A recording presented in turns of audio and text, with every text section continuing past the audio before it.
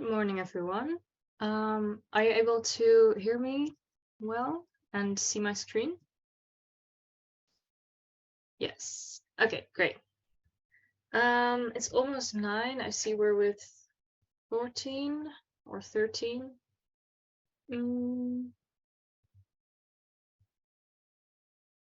Let's see. I feel like there should be a few more people. So we can wait like 1 or 2 minutes, but otherwise we will start.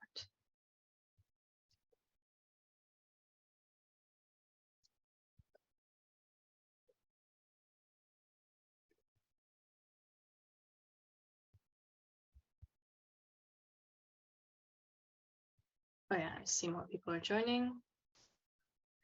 Okay, we're with 17. Let's start.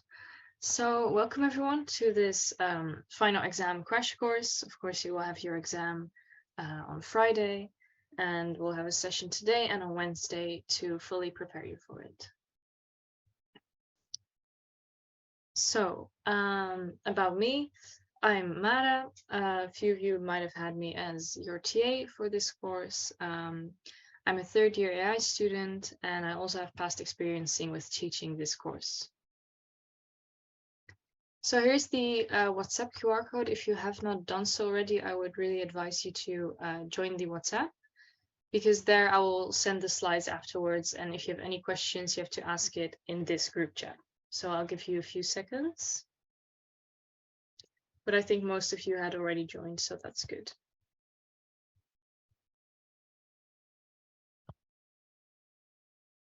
Okay. So I hope you all scanned the code. Let's move on to the... Oh.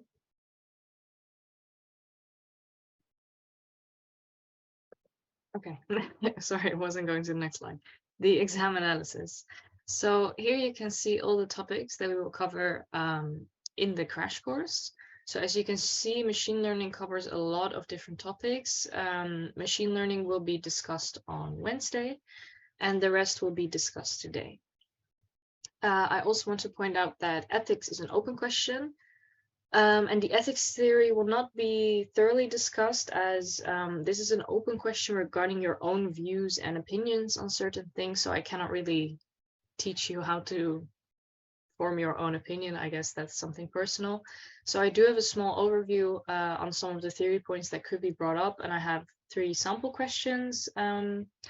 But of course, if you have any questions about it, you can always ask in the group chat. But for that part, I just have some sample slides, but we'll not really go into the theory behind it. So I just wanted to point that out for the ethics part.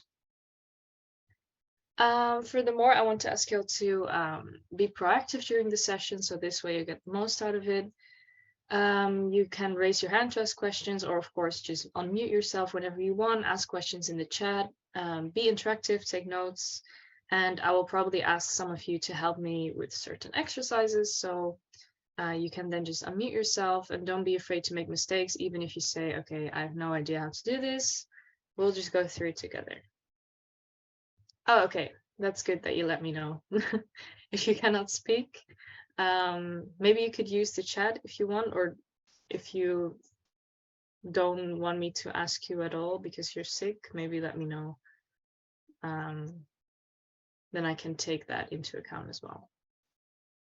And as I said, the slides will be sent afterwards with my notes on it. So the structure of this course, first we will go, okay, that's good. Then I will not call you to ask, to answer any questions, that's good. Okay, so we start with the theory, and then I provide a little example, and then we do a practice question together. So that will be the case for every single topic. And of course, we have our WhatsApp group where I will be helping you with any questions you have. So this is the full planning that we have. Today we will cover, as I said, everything except for machine learning. So basically the working group 4 or 5, depending if you count the extra midterm work group. I call this work group 4. And then 5 and 6 will be discussed on Wednesday. And then of course we have some final practice with exam questions. And there we will go through it together to see if you understood everything. So this is the planning for day 1. First, we will go through rule-based reasoning, then we will cover knowledge graphs, then probability, and lastly, Bayes rule and Bayesian networks. This course is all the theory for the final partial. Yes, exactly. So these are all the topics that will come up on your exam.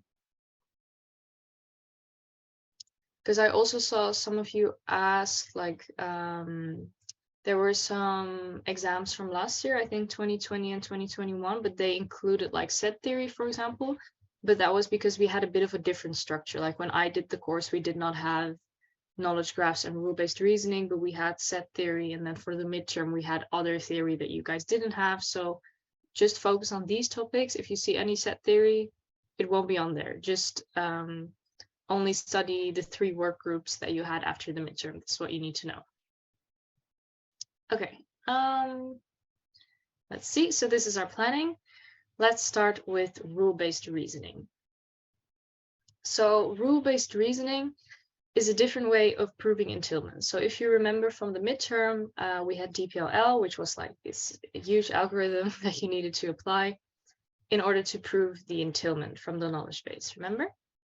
So this is just another way of proving entailment, but we're not covering DPLL anymore. So rule-based reasoning makes use of inference rules. And an inference rule is a logical form consisting of a function which takes premises, analyzes their syntax, and returns a conclusion. So in other words, we have the premises, which is the thing above the line. And this straight line here doesn't mean like a division or anything. This just means that from alpha implies beta and alpha, it logically follows that beta is true. So that is something to take into account.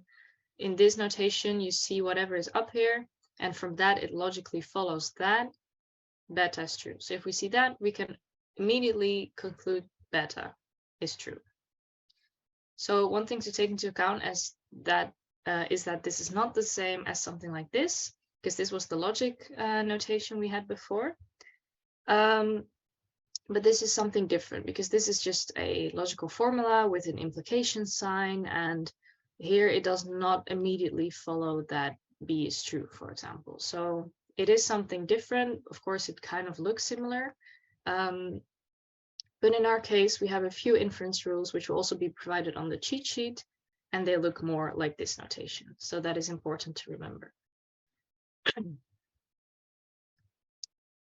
All right, so here are the 3 inference rules that will be provided. So we have something called modus ponens, which is the one you just saw before. So there, from this structure, you can infer that beta is true, but then of course also alpha is true. So if we have this, we could then write alpha and beta as well to our knowledge base. Same with the second one, we have the end elimination. From a conjunction, any conjunct can be inferred. So from alpha and beta, we then know that alpha is true, but that can also, of course, mean that beta is true. This one might be familiar from also from the midterm, because remember, if you had something like P and Q, then you could split these up into 2 separate clauses, P and Q, right? So that's the same thing that's happening here. And lastly, we have the logical equivalences, which turns a by implication into alpha implies beta and beta implies alpha. So these rules might look similar. Do these look familiar to you? I hope they do, because they are based on this theory from the logic inference rules that you've already seen before. So both this one and this one will be provided on the cheat sheet. I think you've already seen that. So you don't have to memorize it, but you have to understand what does it mean. So these are the inferencing rules. These are the logical equivalence rules that we saw before, but also here you can see we have the biconditional elimination that we also saw here, right? So they overlap in some way. Okay. let's see. So rule-based reasoning, again, it is a different way of proving entailment. But how do we actually prove entailment? We want to know, when does the knowledge base entail alpha, right? That is our main question. Well, this can be done using something called forward chaining or forward. Oh, sorry, I see there's a question. The dividing line means what below is true. Yes, exactly. So from alpha and beta, it logically follows that alpha is true. So yeah, it's not a division, it is just saying what is below is true regarding if we have the top part. Okay, I hope that is clear.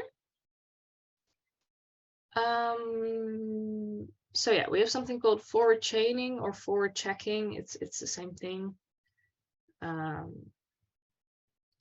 Sometimes one gets used, sometimes the other. But this is how we will actually prove the entailment. So let's take a look at the step plan for forward chaining. So we want to know, when does the knowledge base entail alpha? So we have two steps. The first step is write down all the facts that can be derived from the knowledge base by applying all the inference rules exhaustively. So we can use either these inference rules or those, of course. And this set of facts is called the closure or the KB star. So the closure, you write that down as KB star. And this knowledge base will include all of the rules that will appear once you're applying the inference rules. So if you remember how we did like closed normal form, we went through the entire formula, we applied inference rules there as well. But then we just finished with our final product. But here, every time you do a step, you add those formulas individually to the closure. So that is very important. Every time you do a step, you add it to the closure, the KB star, the knowledge base. And then the second step is, if the knowledge base includes alpha at the end, then you know that alpha is entailed by the knowledge base. So in some other notation, when alpha is an element of the closure, we show that the closure alpha is entailed by the knowledge base, which is proven by forward chaining. From that, it implies that alpha is entailed by the knowledge base. All right. So let's try a few recap questions. So for this question, we will use the rules that have been applied here.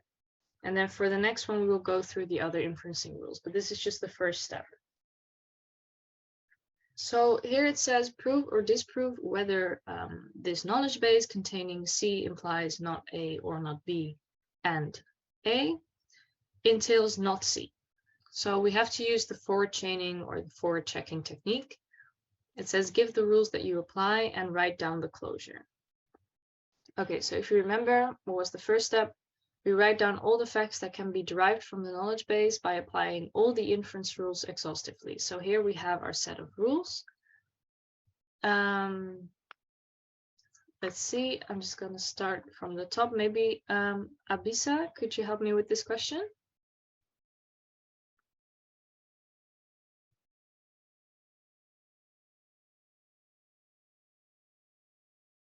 Yes, okay. If you want, you can unmute yourself, or is that not possible?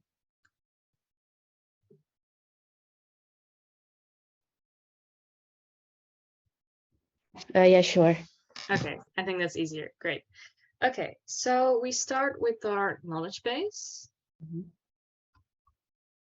which has C implies not A or not B. And we have A. And we want to know, does it entail not C or not? That's the question. And down below here, we'll keep track of our closure, because we'll need to add things to that at each step. So if you see this knowledge base, is there anything in the knowledge base that is already set where we cannot really apply any rules to it? Yes.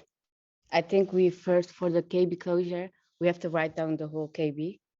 Yes, exactly. Great. So I ran down the whole KB.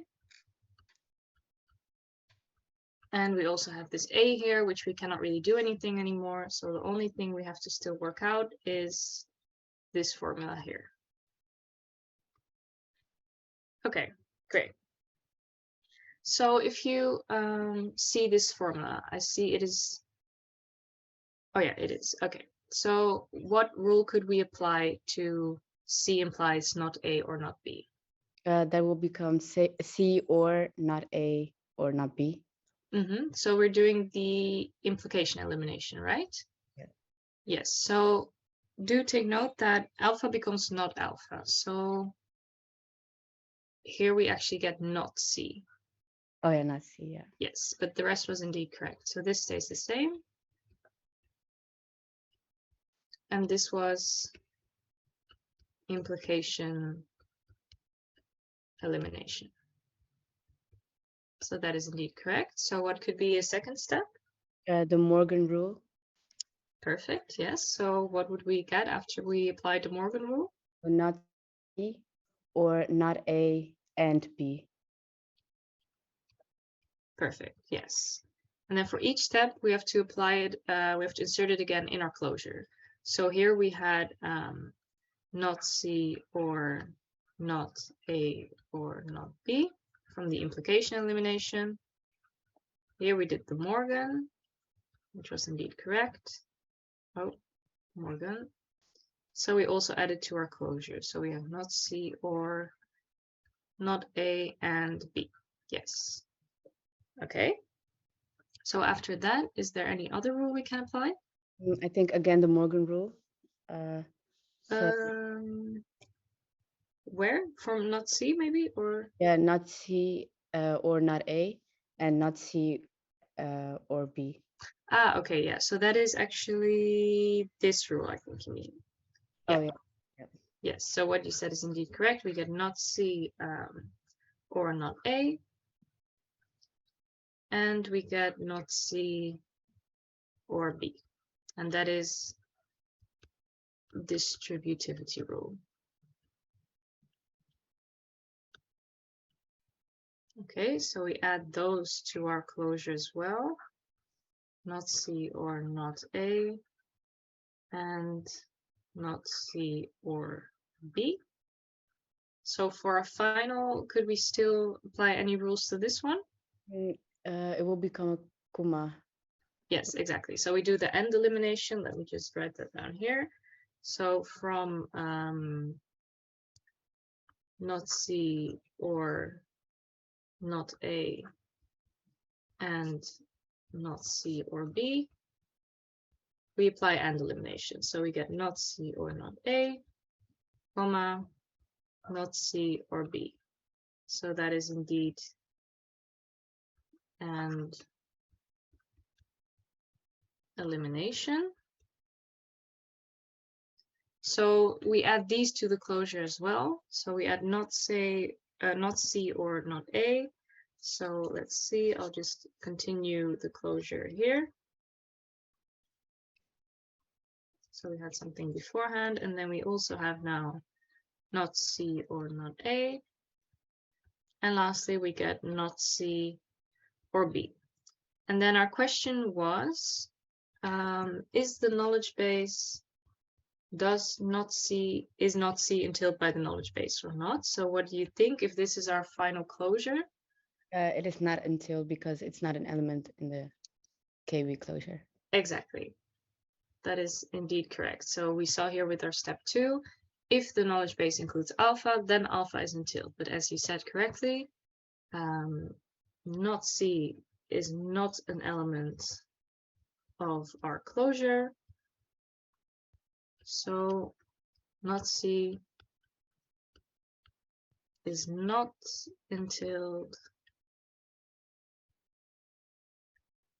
by our knowledge base.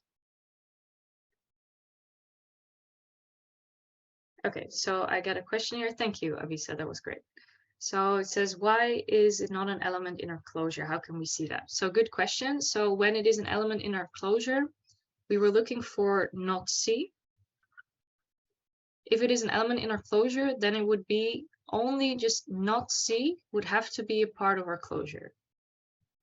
In our case, we do see not C over here and over here, but it's not on its own. Only when this literal on its own is a part of the closure, then yes, exactly. It needs to be on its own. So right now we don't have that. We only have these.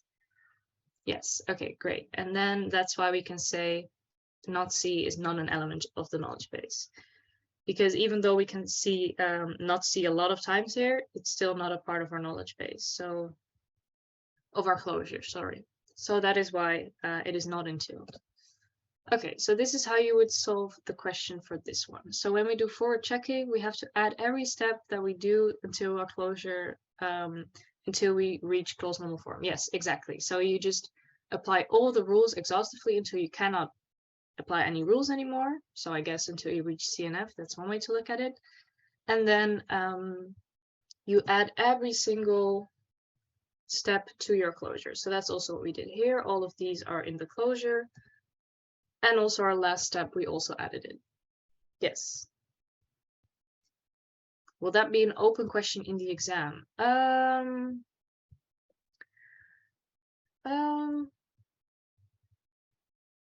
It might be. I'm honestly not sure how they will structure this in the exam because this is the first year that they added this theory.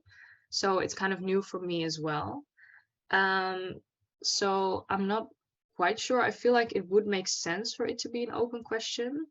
I feel like especially this exam has more, I guess, open calculation questions than the midterm one. But I think there is a question where we receive the CNF rules. So you will receive this one and also this one. And these are all that you need, basically. So also note that usually on the slides, when you have to memorize something, I add a little light bulb in the right-hand corner, but these two are both given on the cheat sheet. So you don't have to memorize them, but you do, of course, have to know how to apply it here. So yeah, I'm sorry, I don't really know how they will ask it on the exam, because I don't make the exam questions, but that's also why I have not really seen it in a practice exam, because it's the first year that we have this this theory. So I feel like it would make sense to be an open question, so I would definitely just practice with that. That's also how we did it in the work group. And then if it is a multiple choice question, then it's only easier, right? So it can only be better from there. Okay. So that was our first practice question. So for the second one, we will do the exact same thing. And now we will also include our logical equivalence rules that we saw before. Of course, we can then also use these when we have to. But since these are the rules that are also given, I probably expect them to want you to know, like, for example, how to use modus ponens. I feel like that's what they will be looking out for. So we have another question, and here it's kind of similar. And it says we have a knowledge base with C implies not A or not B. But then now instead of A, we have C in our knowledge base. And we want to know, does it entail not A? So, Artemis, do you maybe know how to solve this question? I just have a question. How are we going to solve it using modus ponens? Okay, that's a good question. So that could be our first step for this. So I also see a question about modus ponens. Is it just differently formatting? Yeah, it's just the three new inferencing rules that have been provided to us. So remember here with the implication elimination, when we had this implication, we rewrite it to not alpha or beta, right? And here with modus ponens, we have alpha implies anything behind it, beta and alpha. From that, we can logically infer that beta is true. So if you have something like P implies Q and you apply modus ponens to it, then you can say, okay, we know that my P is true and my Q is true. They just become two separate facts, basically. So now, for example, where C implies not A or not B, Mhm. Is C gonna be true? Yes, exactly. So And then not A or not B is gonna also be true? yes, perfect. So that is indeed how you would do it. So you would get C, and we get not A or not B, because we applied this rule. So I think, yeah, Bob, you had a question? For the modens opponents, why don't you, since B and A are true, why don't you just write them both? Why is it that only B is written in the... I think that's just how the rule is formatted, but if you know that beta is true, then of course it kind of also makes sense that alpha is true, because if you have P implies Q and you write down that Q is true, well, P cannot really disappear, but we know that Q is on its own, so then we can just also say, okay, P is there as well. I have another question. Mhm. Is there the question going to specify if it wants us to use these formulas or the ones we used before? I feel like it's usually kind of a mix of both. So here it's more of an example of how to use the logical inference rules as you knew before. Because here, of course, you had the implication eliminate. Oh, I think this is the question right now. It says, would it be wrong to use implication elimination, or do we have to use modus ponens? I feel like if I understood correctly from our meetings, I feel like because this is new theory, they would want you to understand how to apply this one. I feel like that makes more sense, because with these, the implication elimination, you've done that a lot in the midterm as well. So I would personally say if you get all of these rules, just use the modus ponens one. Of course, if you get stuck, you could go back and then try the implication elimination, see if you get another result, because that could also be the case. But I would start with this one.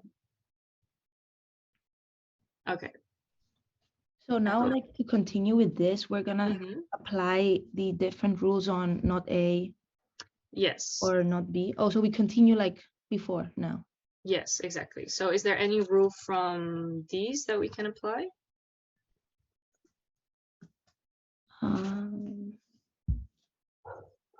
De Morgan. Yes, exactly.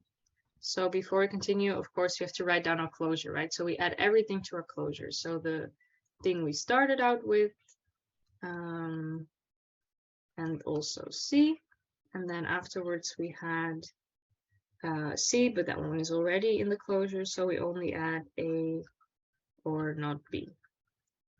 And then indeed we applied De Morgan. So what would become of that if we apply De Morgan? Not A and B. Yes, perfect. So that is De Morgan. And then is there anything else we can apply to this one?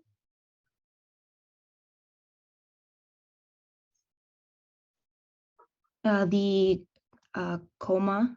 Yes, exactly. So the end elimination is also in this one, and the logical equivalence is also in this sheet. So basically the only new thing is the modus ponens one, and it has to do with the implication sign. So I would first try that one, otherwise the other one. But indeed what you said is correct. So we can, this turns into a comma. And that is the end elimination.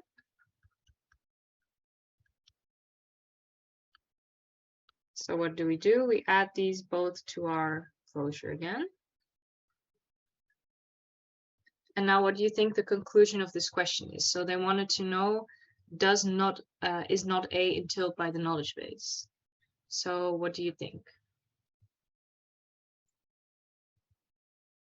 It isn't entailed. It is or it isn't? It isn't. Oh, okay. And why? Because A is not in the. Oh, it is. I'm sorry.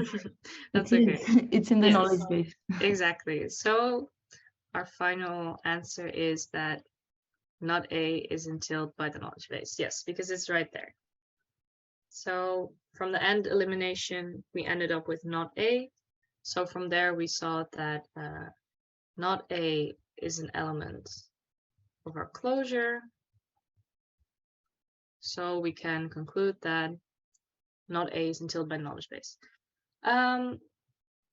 Okay, I have two questions. One says, do you add not A and B into the knowledge base too? Yes. So, okay, sorry, I missed that one. You're right. Not A and B. Great, thank you for that. And then, of course, just not A and B on itself. Yes, thank you. I don't get the first step because our knowledge base has two C's and it just becomes one. I think, okay, so what we're doing in the first step, this is our knowledge base, right? So we have not C implies, C implies not A or not B, and we have C, which is just something on its own. So our first step is that we add both of these to our closure. So as you can see here, we add C to our closure, and we add this entire thing to our closure. Well, if we look at C, can we apply any logical inference rules to it? No, exactly. So we just kind of leave it alone, right? It's part of our closure, and that's it. But for this one, we can. And after we apply modus ponens, we know that C is true and that this is true. So we want to add it to our closure as well, but we already have C here, so we don't add it twice. That is why it might kind of seem like this one disappears, but we just added, yeah, we've already added it to our knowledge base since it was here. So even though we encounter it again, it's already in our knowledge base or in our closure. So that's why we don't add it again. Okay, great. How does it go from the arrow, the C arrow, to the C comma? This one? Yeah. That is the modus ponens thing. So you have, every time you have an implication sign, you know that beta is true. So this entire thing is beta.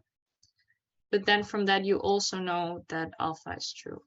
So alpha. So basically everything before the arrow and everything after the arrow becomes two separate things, and those are both true. So these are both added to our closure individually.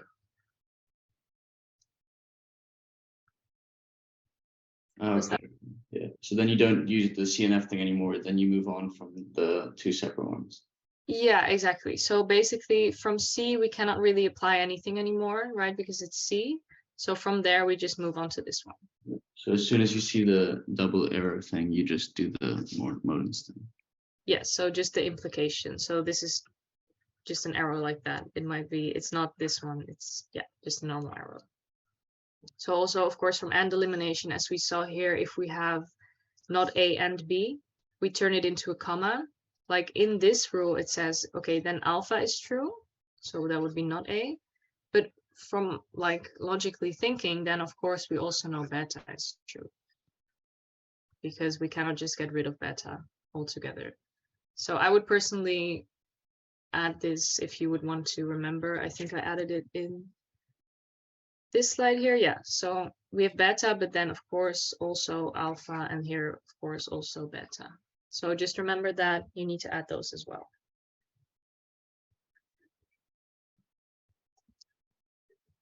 Okay, so let's recap. How do we prove entailment with rule-based reasoning? We use forward chaining or forward checking.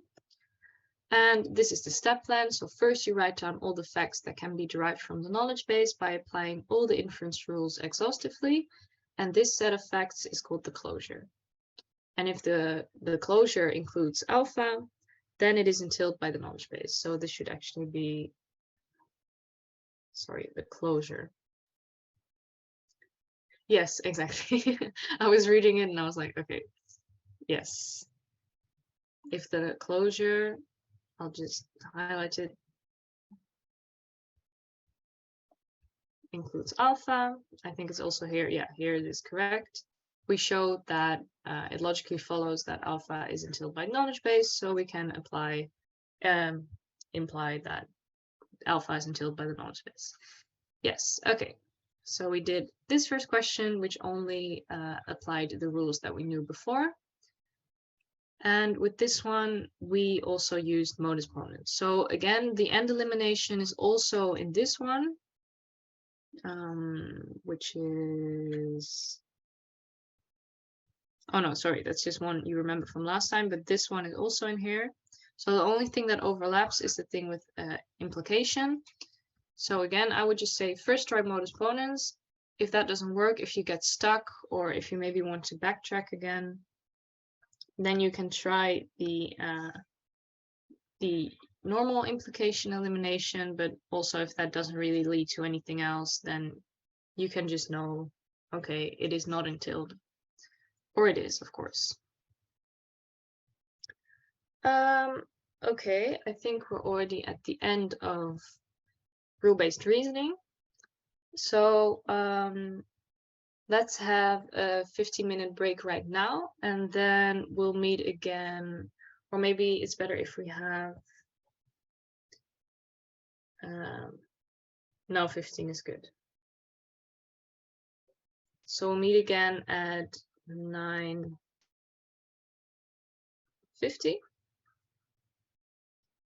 And then if you have any questions, you can just ask me during the break as well. So no, like after every topic, like after every half hour, 45 minutes, we'll have a 15-minute break, and then we'll see how we go on. But yeah, so this is rule-based reasoning. We had our little break, so let's move on to the topic of knowledge graphs. So this is also a new topic that has been introduced into this course, but it's quite important as next year, I believe you will have a course called Knowledge and Data, and there you will have to work with knowledge graphs as well. So it's nice to have a little background knowledge on this from this course. So let's jump right into it. Knowledge graphs. So what is a knowledge graph? A knowledge graph is a digital structure that represents knowledge as concepts and the relationships between them. So this is a very general definition. And below you can see a simple example of what a knowledge graph could look like. So for example, you have an animal is a living thing, a plant is a living thing, and then a dog is an animal. Cow is an animal, the cow eats the herbs, and the herbs is a plant, etc. So these knowledge graphs are usually used in the web when you want to structure something. And this knowledge graph can be expressed, the graph data can be expressed using something called triples, also known as facts. So we write these down as follows. This is a very simple example once again, but for example, you could do animals is living things. So that is a triple from this knowledge graph. We can see animals is living things. Same with cow eats herbs. Here you can see the same thing. So that is how you would define triples for the knowledge base. For the knowledge graph, sorry, not knowledge base, knowledge graphs. Okay. So about these triples always, well, they're made up of three things, as the name suggests. It's a triple. So we have a subject, a predicate, and an object. So the subject points to that object using a predicate. The subject is a resource that is being described by the triple. The predicate describes the relationship between the subject and the object is a resource that is related to the subject. So same thing here, you could have cow is animal, and then the cow is the subject, that is the thing that is being described, and animal is the resource that is related to this subject. So that is the basic structure of the triple: predicate, subject, predicate, object. All right. So then we have something called, sorry, did you all take note of this? I'm sorry if I'm going too fast, please let me know.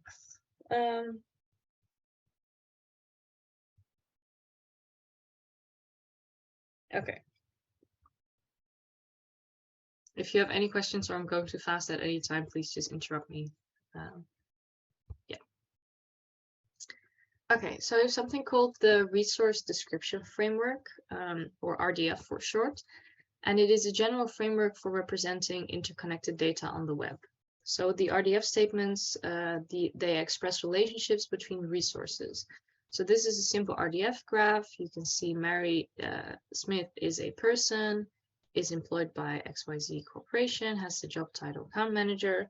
So RDF is just a way of representing data in a knowledge graph. So just like, you know, like a tree is a kind of graph, right, from the midterm. So RDF is just a kind of knowledge graph. So it is used in knowledge graphs by expressing relationships between the resources. So here we have Mary Smith is a person, for example.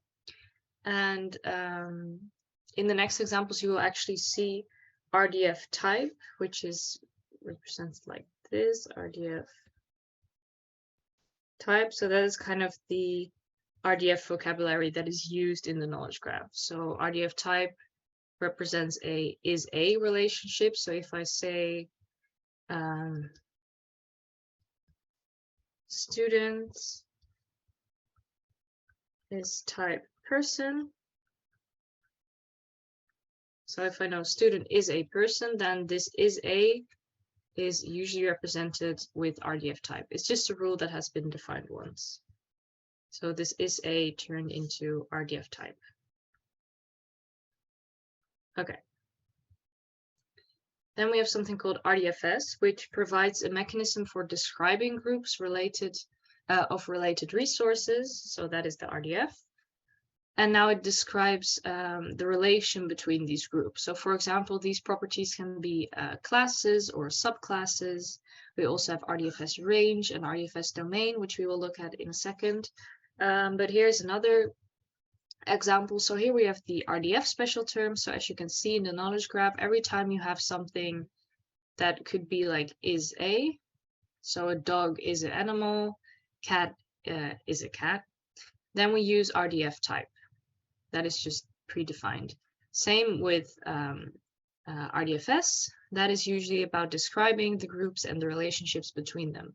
So we have the class of cat, and that is a subclass of the class animal, for example. Same with range. We can see if we have the predicate host, then we know the range of it is animal. So this should always be an animal, but we'll get to domain and range as well.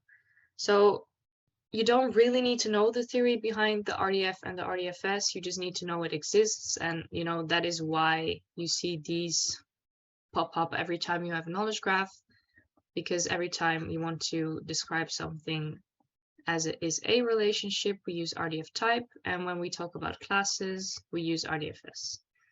So I might be wrong, but why is a cat a subclass and a dog a type?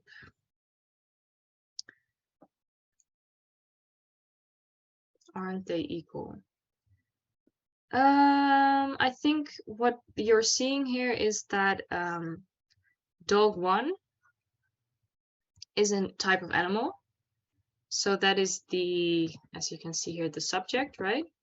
And here cat is a class. So this is just the subject cat. I feel like it should have been with a capital letter, but this is a class of cat. So that is the main difference here. So that is why cat 1 is of type cat. So that is why here it says subclass of. So it's not saying that cat is a subclass of. So you could also say, let's see, cat 1 is of type animal, right? But that can also be, we'll see in a bit that we have these entailment rules that in the end you can infer that cat 1 is also of type animal. But I think what your question was here is the fact that maybe you're confusing the fact that this is just cat 1 and this cat is a class. Okay, maybe if we go through some more examples, it will become clearer for you. Okay, yeah, I get that. Yeah, so cat 1 is just a cat. It could also be a cat, like a cat name, for example, and then this is the class cat. So is the range pointing to the zoo? Yeah, so zoo is basically some special type of predicate. They just defined it here. So every time you would have the predicate zoo, You have RDFS range, animal. Animal is also a class.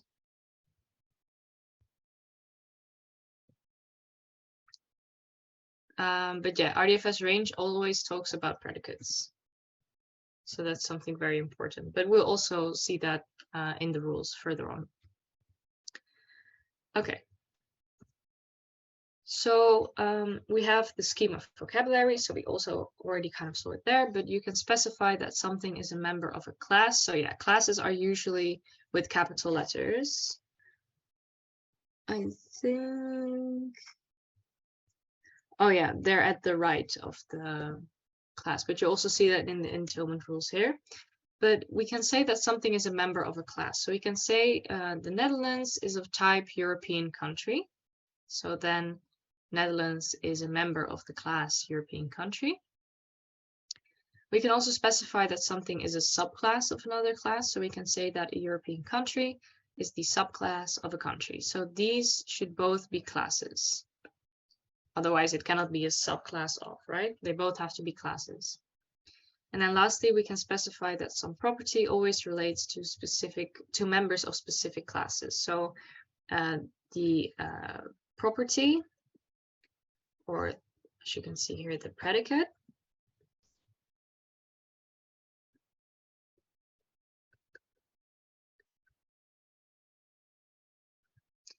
always relates members of specific classes. So if you have the predicate contains city, the RDFS domain is country, and the RDFS range is city. So what does this mean? Did I not? Okay, that's for the next one, I think. So let's say Netherlands.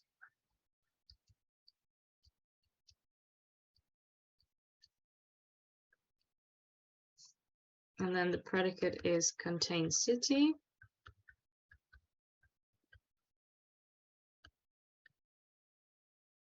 Let's say Amsterdam.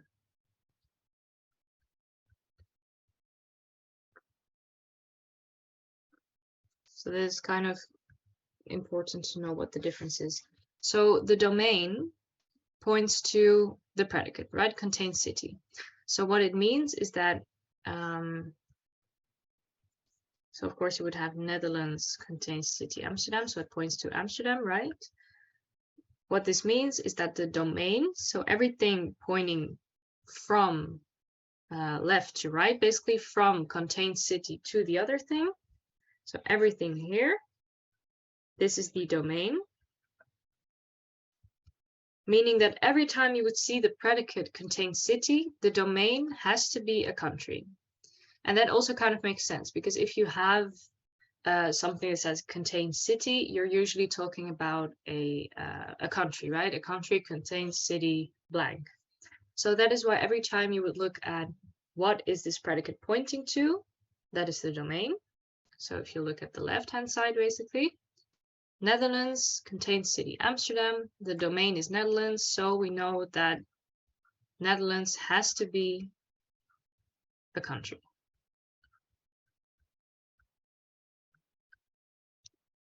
The X just stands for example. Yeah, it's when you're like working with it yourself in knowledge and data course, it gets a bit clearer, but it is just the example. You can just define that as anything you like, but the standard is the X. Yeah. Okay. And then the same for range. So if it is pointing to this thing, then this is the range. Oh, range.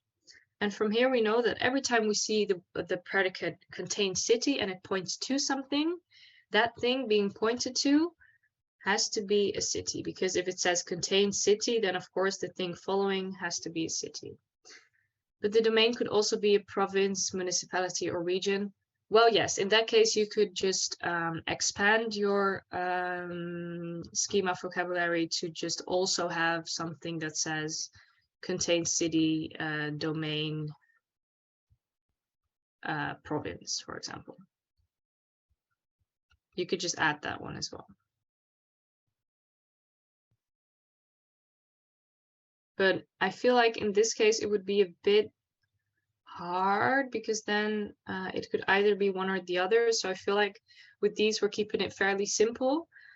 So don't overthink it. It's usually just one of them, because here, if you just have contains city, domain, country, then you can infer in the end that Netherlands is a country.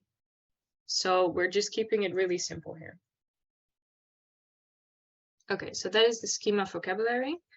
So the main thing here is the domain and range. Is that clear to everyone?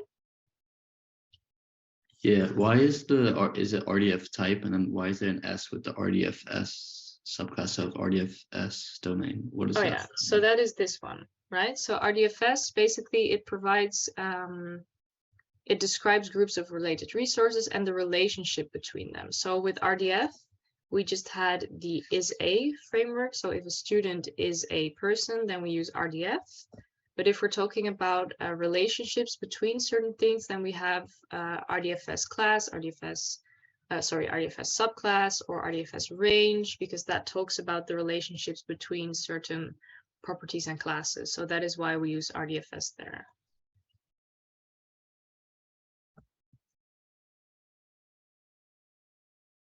So for now, you don't really need to understand, I guess, why, but it's just like a predefined thing. So if you're talking about is a, so Netherlands is a European country, we use RDF type. And if we're talking about relationships between classes or properties or anything like that, so the relationships between these things, then we use RDFS. And if we use anything else, then it is defined as well.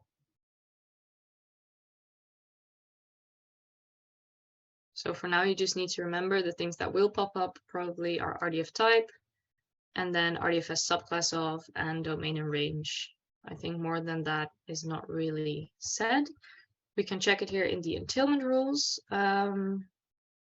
So these are given on the cheat sheet. Rule 10 is not. I feel like it was accidentally left out for some reason. Because it is highlighted. So I messaged Stefan actually, but he didn't reply to me yet. I feel like it should be added. If not, I really advise you to just memorize this one. But there's not much I can do if he doesn't answer me. So I will maybe send him another message again to ask him about it. But I would memorize this one. But okay, for now, so the entailment rules, here we already kind of touched upon it.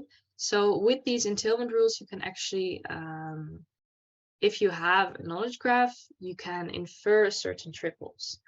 So rule 1 through 4 are more like theory points. So if S is of type O, then we know that O is a class. That is kind of obvious, because if it points, if person is type student, or sorry, if a student is a type of person, then person here is the class. So then of course person is of type class. Same with, would this be a multiple choice or open-ended question? It will probably be multiple choice. So you will have a, you will see some practice questions in the end, but then you will see like a knowledge graph, and then they say which rules are entailed, and you would get like, I don't know how many options, and you just have to select the right ones. Probably something like that. But let's see. So rule 3, we have S is of type class, then S is a subclass of S. Well, that is just, again, it's not really the inference rules we're looking for here. So 5 through 9 are given on the cheat sheet, and then 10 is also very important. So again, I will ask if you will add it, and if not, just really memorize this one. So here we can see that if, again, we already saw the domain and range, but let's look at 10, for example. If S is of type O and O is a subclass of T, then we know that S is a type of T. So we know that if, let's say me, so let's say Mara is of type student, and student is a subclass of a person, then what we can infer is that Mara is type person. So that is how you would use the rules. with rule 5 through 10, why is there every time some letters above each? Yeah, okay, good question. So here in my example already, you've kind of see, so this just stands for subject, predicate, object. But then again, you can just have X and Y's and Q's. Doesn't really matter. In this case, all you need to know is that you need to look at which overlap. So in our case here, we have this P is the same. This P is the same. Here we have O and O, meaning that whatever is here, so as you can see, student is the same as student, they have to be the same. So similarly with like the domain one, if we have the predicate here, then this should be the same as that predicate. Same with P. So it just says which ones should be the same. And then in the end, if Mara is S and type and then O is student, here we have O again, so that is student. RDFS subclass of person T. So then we can check again, okay, what was S? S is Mara. What is in the place of T? T was person, so then Mara is type person. So that's just all you have to look out for. They have to be the same. And then again, the rule you infer, you have to look at what was O again. We know that O is then of type X. Does that make sense? So these letters basically tell you what to look at. So here also S is of type X, and then if O and O are the same, or in this case if P and P are the same, then those should be the same predicate or the same object or the same class, etc. Okay, great. So I think if we practice with it, it will also be clearer. So if you write down, are we supposed to learn the rules for subproperty of? It might be asked, yes, but these are given on the cheat sheet. So do you really need to learn them? I guess you need to understand what it says, right? Such that you could infer if you see a subproperty of in your knowledge graph and you see these two rules and you think, hey, I think this one is inferred or is entailed by the knowledge graph, then you use it there.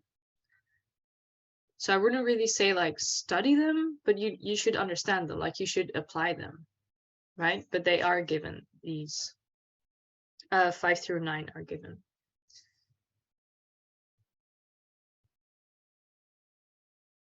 Yes. So the ones that are given on the cheat sheet are the ones you need, and then also 10. So if you write down this little example, I think it will help. So just, you could do your own name, is type student, and student is subclass of person, then that name is of type person. Okay. So that was a little overview of the entailment rules. So let's see what actually happens when we work with them. What are RDFS literals again? So RDFS, oh, this one? Yeah, let's see. I don't think you need to know that for now, but it could be a resource, a property, a literal, I think. Ooh, I kind of forgot. I can check for you in the break if you're interested to know, but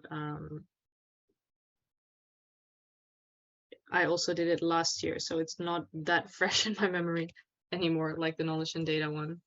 But I can check it for you if you like. For now, like these 4 are not given on the cheat sheet. They're just, yeah, more about, they're not really, how do you say it? They're not really entailed, because if you have SPO, then you know S is of type resource, P is of type property, O is of type resource. So it's not really something you infer. So you won't need to see, if you see something like this, then you don't say, okay, O is of type literal, like you don't really need that. Same with these. Yeah, okay. So let's see how you actually would use them. So we have our little knowledge graph here at the top with European country is a subclass of country. The Benelux country, it is a subclass of European country, and Netherlands is of type Benelux country. So this means that using these 2 rules, we can entail that Netherlands is of type country. Oh, I think this is a typo. So how do we know this? We can see that the Benelux country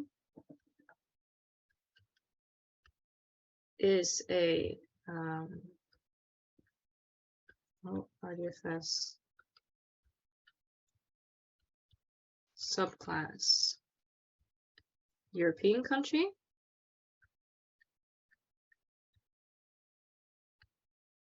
And we also see that the European country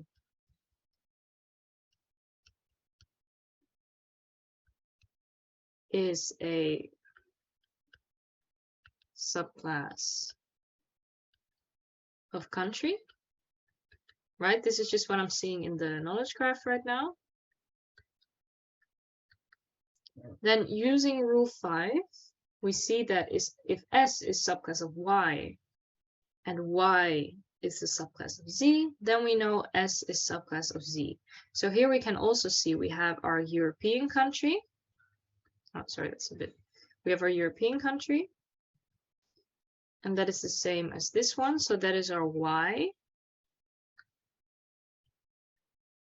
right here. These two are the same. So what do we know? We know that S is of type Z. So what can we infer here? We know that Benelux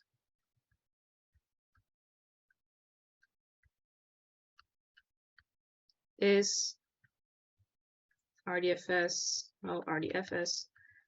subclass country. So as you can see here, that was not defined in our knowledge graph. We only had that Benelux was a subclass of the European country. But since the European country is a subclass of country, using rule 5, we know now that a Benelux country is the subclass of country. Now we can use rule 10, and that says if S is of type O and O is a subclass of T. So let's see. O here has to be the same. So we have Netherlands is of type Benelux country, and Benelux country is RDFS subclass of T country. Then we can also infer using rule 10. So this was rule 5. And this is rule, oh, how did I do that? Let's go back, sorry. Here, this was rule 10. From that, we know now that Netherlands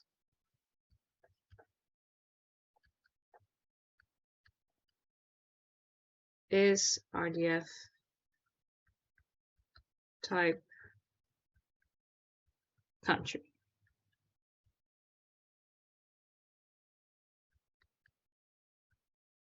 Like that. So we saw in our knowledge graph here in our defined triples that nowhere does it really say that Netherlands is of type country. It also doesn't say that Benelux is of type country. But by using our RDFS rules, or I guess the entailment rules, we know now using rule 5 and rule 10 that Netherlands is of type country. I hope this is readable. Like that. So does this make it more clear how you would use the rules?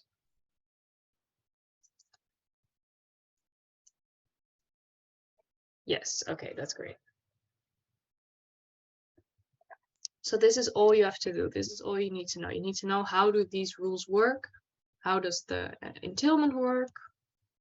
How do we know what is the conclusion from that? And this is how you would do it. So again, just check which two need to be the same. Here we had Benelux country and Benelux country. We had European country and European country. And from that, we could infer that Netherlands is of type country. Like that. Okay. Should this be an open question? Is it necessary to specify which rules are used? I don't think that would be necessary, but I don't think it will be an open question. You will probably get something like something that looks like this, and then they say like which ones are entailed, and you just get like a few options and you have to, would you be able to provide us with a few example questions? Oh, this is an example question. So we're gonna do 2 of them now. Is that okay? Sweet. Okay, yes, great. So here it says, write down the following knowledge graph as a set of triples and discuss whether there are any non-trivial triples that are entailed. So if you guys would look at this knowledge graph here and you know, okay, remember the triple notation, anything you can express using triples. So animals is living things, etc. If you see this knowledge graph, could anyone in the chat maybe or out loud tell me, okay, what is any triple that you could see from this knowledge graph?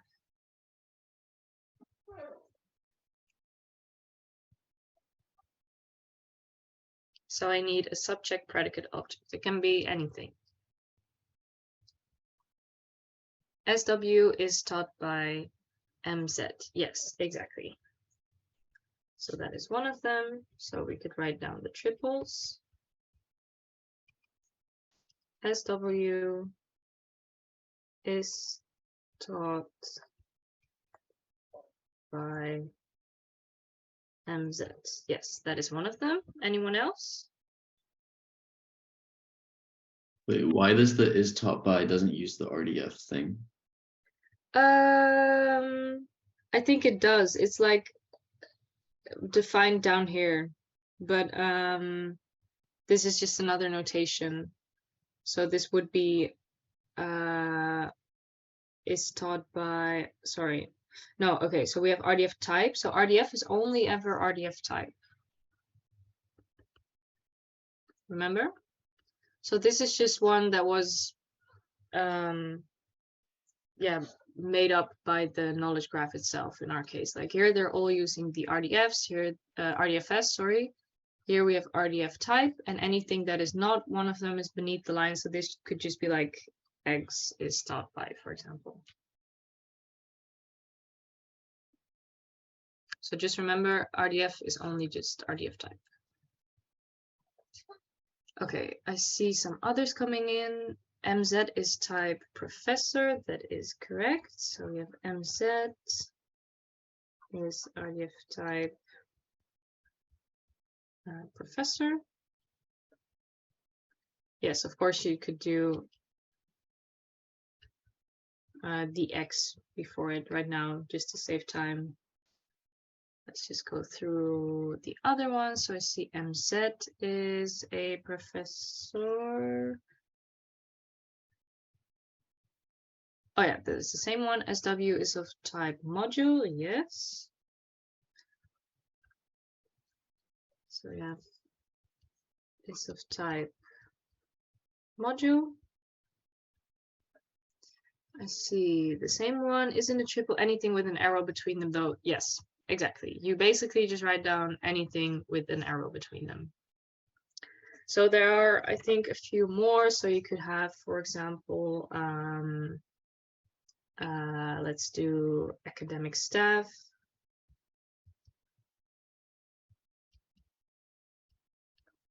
Would be a, oh, sorry, no, it's pointing to academic staff, sorry. So we could have professor. Oh God, sorry. Professor, yes, okay. Is a RDFS subclass of academic staff.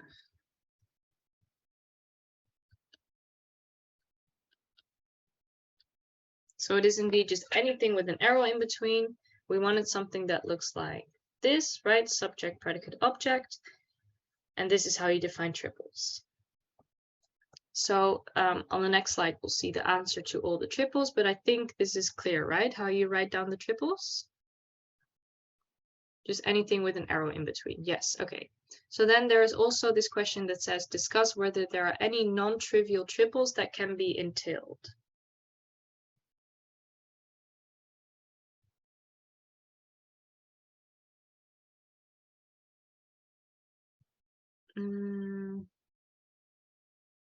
So non-trivial triple is something that is not directly defined in the knowledge graph, but using these rules, we can see that it is entailed in the end.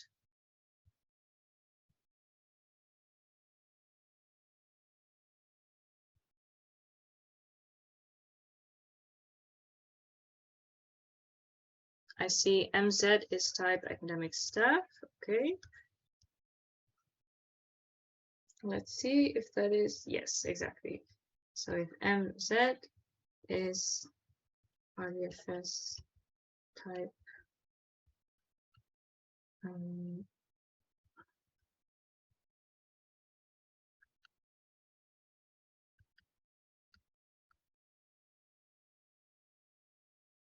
yes, so this is the infer triple. Oh, sorry, it's RDF type. Yes. They're so similar, I just sometimes write down the other one. Yes, you were correct. So indeed, MZ is of type academic staff is the one that can be entailed here. So like Netherlands, country in the example you gave earlier, that is a non-trivial triple, exactly.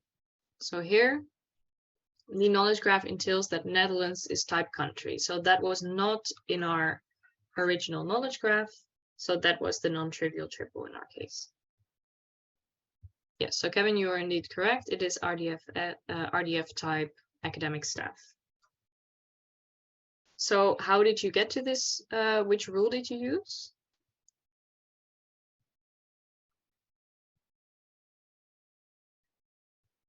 Rule 10, exactly.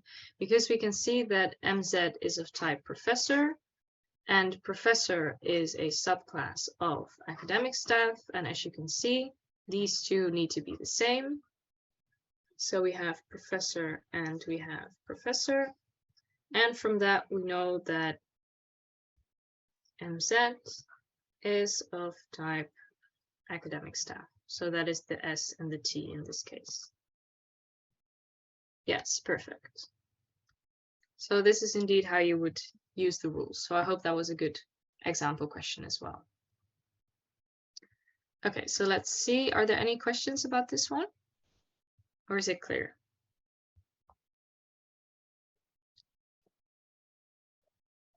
It is clear for me. Okay, great. I see someone saying, is this the only triple?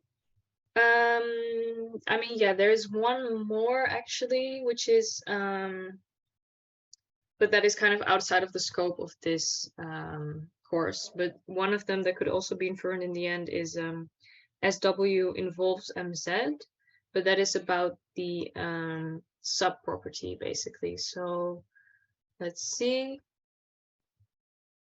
SW involves MZ. So that is because is taught by is a sub-property of involves. And because SW is taught by MZ, then with using rule 7 here, you could also say SW involves MZ. So rule 7, yeah. So the main one that we used here was this one, but if we also want to do the other one, then it is taught by, taught by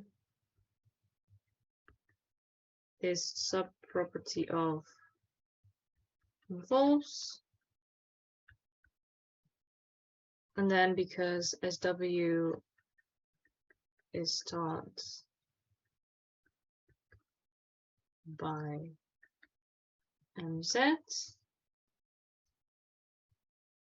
we can use rule 7 and say SW involves MZ. Yeah.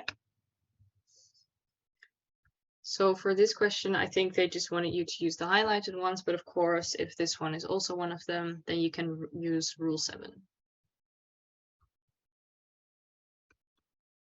And this one here was rule 10.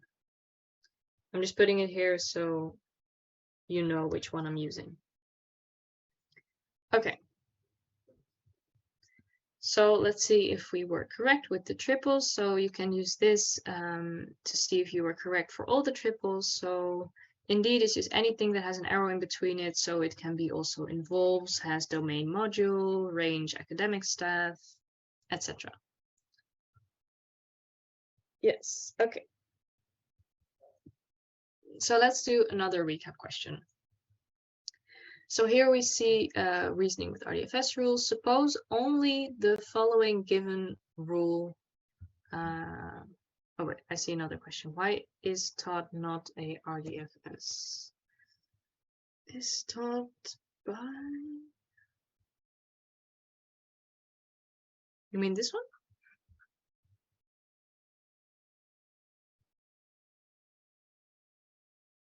Yeah, because if we look back at what RDF and RDFS is, so RDF was the type, right? And RDFS talks about relationships between groups. So it's about classes or subclasses. And anything else can have like X or whatever you want. So here it also says zoo, for example. Here it could be, I don't know, maybe school or something. Like it can be anything you want. So it is not defined here.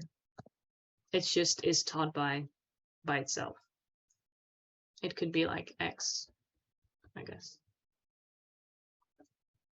So only RDF type, and RDFS is domain, range, subproperty, and subclass.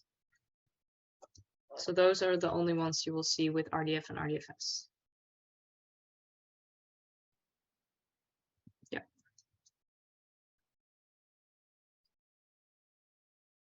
All right. So another recap question. It says here, suppose we only have the following rule, RDFS 9, which says if X is a subclass of Y and Z is a type of X, then Z is of type Y. So we only have this rule. And it says here is the RDFS graph, so our knowledge graph, and it says which triples can be derived. So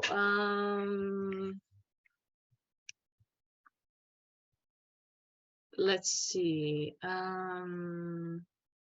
Charlotte, do you maybe see which triples can be derived from this one?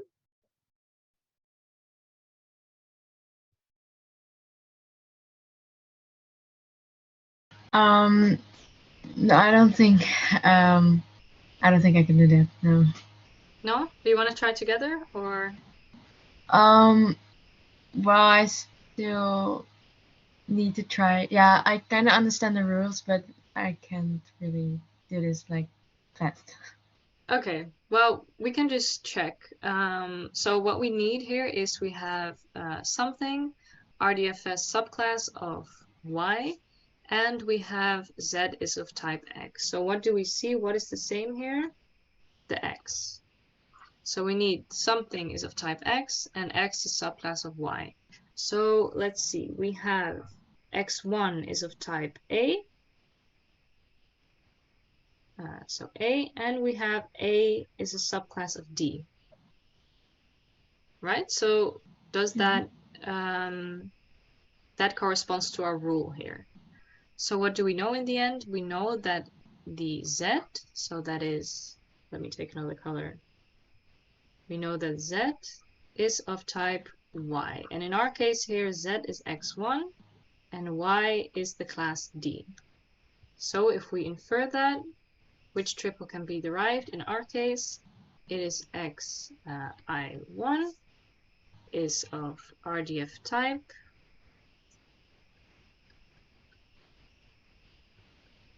class D. So does that make sense how you would approach it? Yes, I can understand. Yes. Okay, so if we try to do the same for X2, so we see, okay, we have B, and we know that B is a subclass of D. Which rule could you derive knowing our RDFS 9 rule up here? So X I2 and then RDF type XB. Yes, exactly. So we also have this one is XD. And that is indeed how you would get to that. So it might seem a bit intimidating, but just take your time, maybe use colors or highlighters like this so you know, okay, X has to be the same here. So I have my XB and XB, those are the same. And my Y and Z are XD and XI2. And then indeed you inferred the rule correctly. So that is great. Yes. So with the other rules, you could also derive in the end that I1 is of type C, right? Because it is type D and D is a subclass of C. Then in the end, I2 would also be of type C.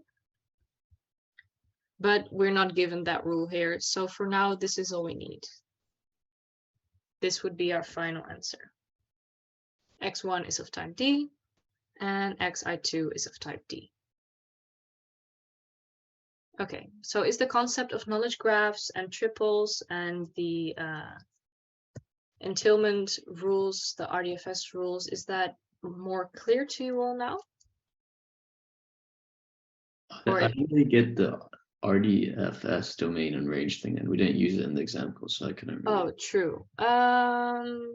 Let's see. So it wasn't really used in the recap question, but Is it less important, or I mean, I wouldn't say less important. It's just every time you see, so this is like the example we used here. If you have Netherlands contains city Amsterdam, and it says here that contains city has the domain of country and the range of city, then we can say that Netherlands is X country and Amsterdam is of type X city, for example. okay? Yeah. Let me see if I could maybe make an overview. Not quite sure about domain and range. Okay. More example questions. I'll see if I can find more later on. Let's see. Knowledge graph example questions. I'll write that down. Do you have any practice question with domain and range that we can try ourselves? Yes. So domain and range. I will write that down for you. Maybe I can make one myself if I cannot find it. But for now, I don't think it was one of them. Let's see, like the question here is SPO, P is domain X, then S is of type X. So if we would have, this is the only, yeah. So if you would have the kind of the same thing as here. So let's say contains city is domain country.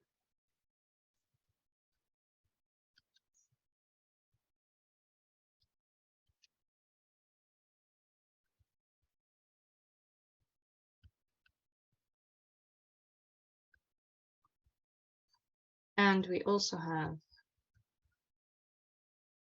that the property contains city is of range city.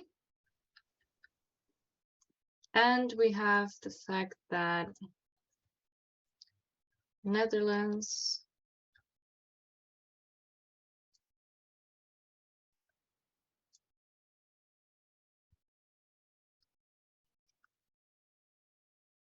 contains city.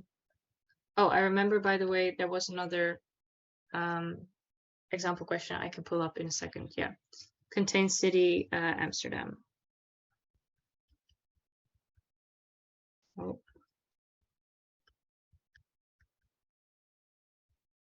Okay, so these are our triples. Okay, this is just an example I pulled up now. So if these are our triples, and we want to infer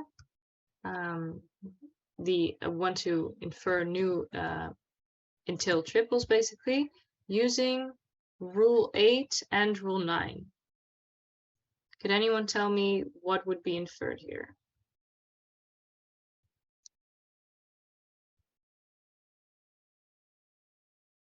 Yes, so I see a question. It says, is the domain of a property always on the right side and the range on the left? I wouldn't really memorize it as left and right, because in the knowledge graph, it could also look like this, right? Then it's not really left and right anymore, but it is indeed something that it points to. Yes, so let's see. Contained city is domain Amsterdam. Let's see. So we have the SPO above here would be Netherlands contained city Amsterdam, right? And our domain here is contained city has domain country. So we want to know the inferred triple is actually S is of type X. So what would that be in our case?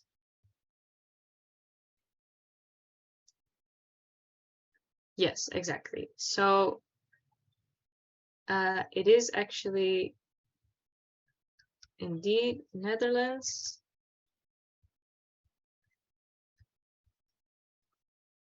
is of RDF type.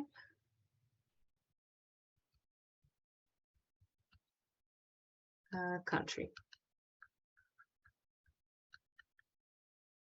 That is indeed if we use rule 8. And now we want to do the same with rule 9. So we know that, again, Netherlands contains city Amsterdam, and we know that contained city has range city. So what would be O RDF type X in our case here? What would be the inferred triple?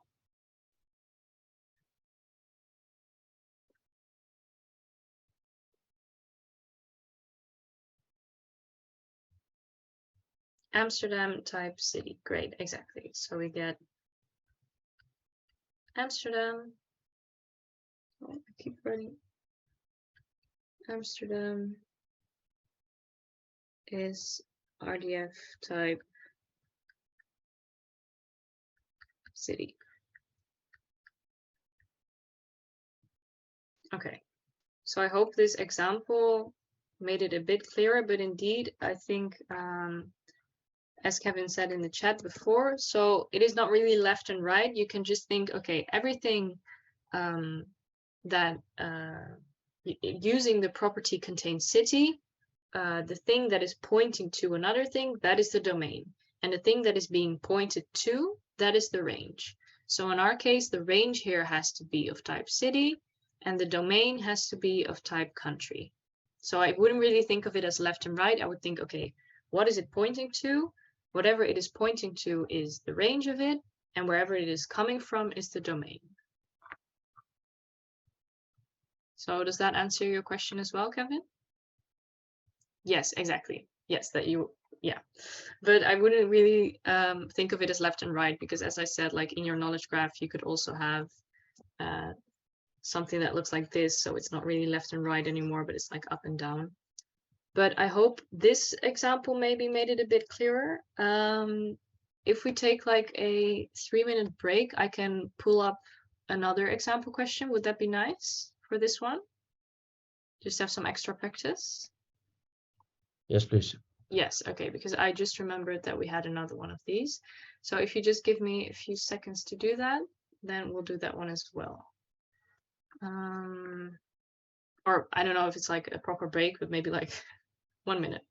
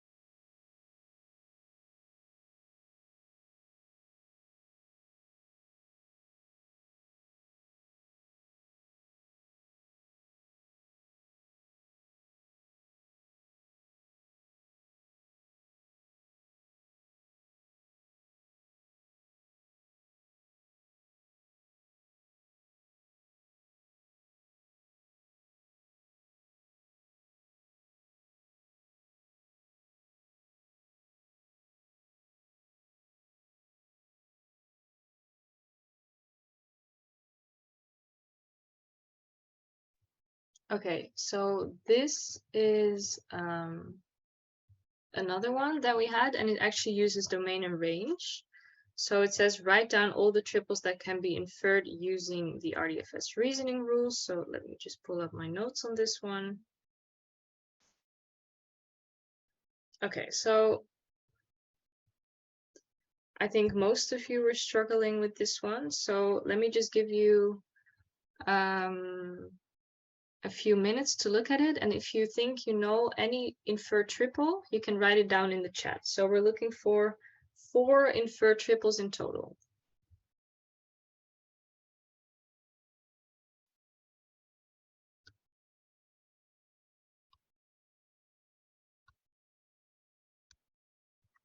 And these also make you, oh, sorry, I should have maybe also put the rules on here. Sorry, let me do that. Like that. Okay. Let's go. So I'm looking for 4 inferred triples using the inferencing rules. So these are also making use of domain and range. So if you see any one of them, just type it in the chat. I think this is good practice for all of you.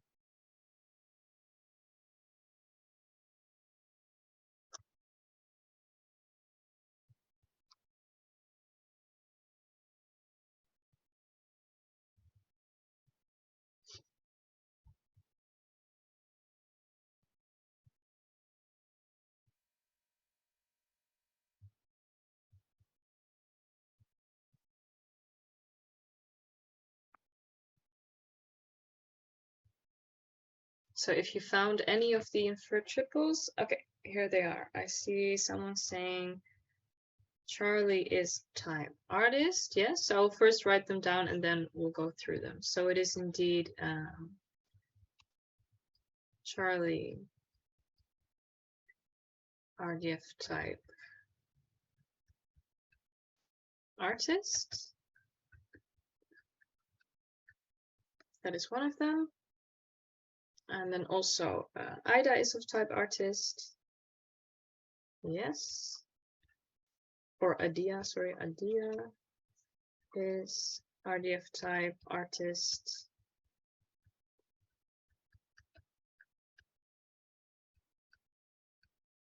Then we have Adia speaks to, she's just X, yes, speaks to. So note here again, it's not RDF, it's just defined by this knowledge graph. So speaks to Charlie. And then the last one is, I see painting is type wildflowers, but it is indeed, as Kevin said, wildflowers is type painting. So it's the other way around, but I think you were on the right track. So wildflowers is RDF type painting.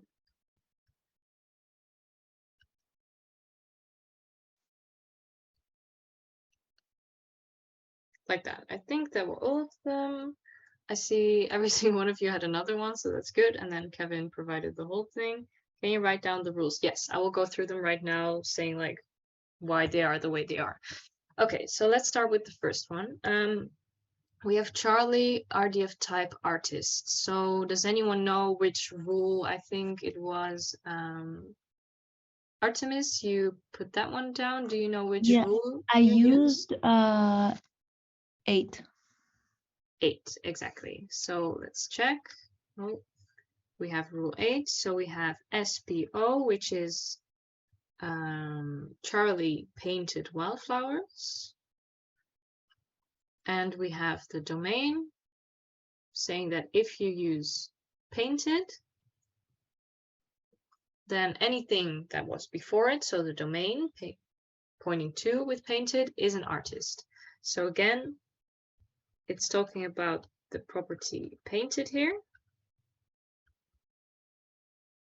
We have something pointing to it and pointing from. Then whatever is here, whatever is here and whatever is there, I guess it would be like a circle, right?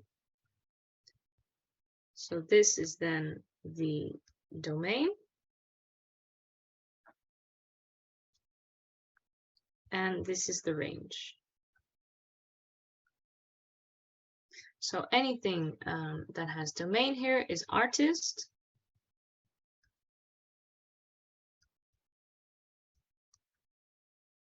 And here it is painting. So here again, we see domain and range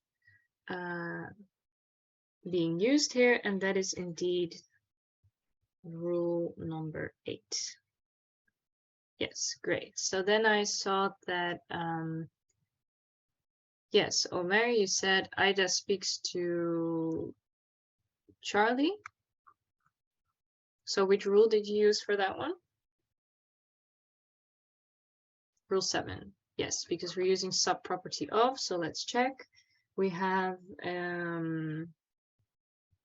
Ida works with Charlie, and works with is a subproperty of speaks to.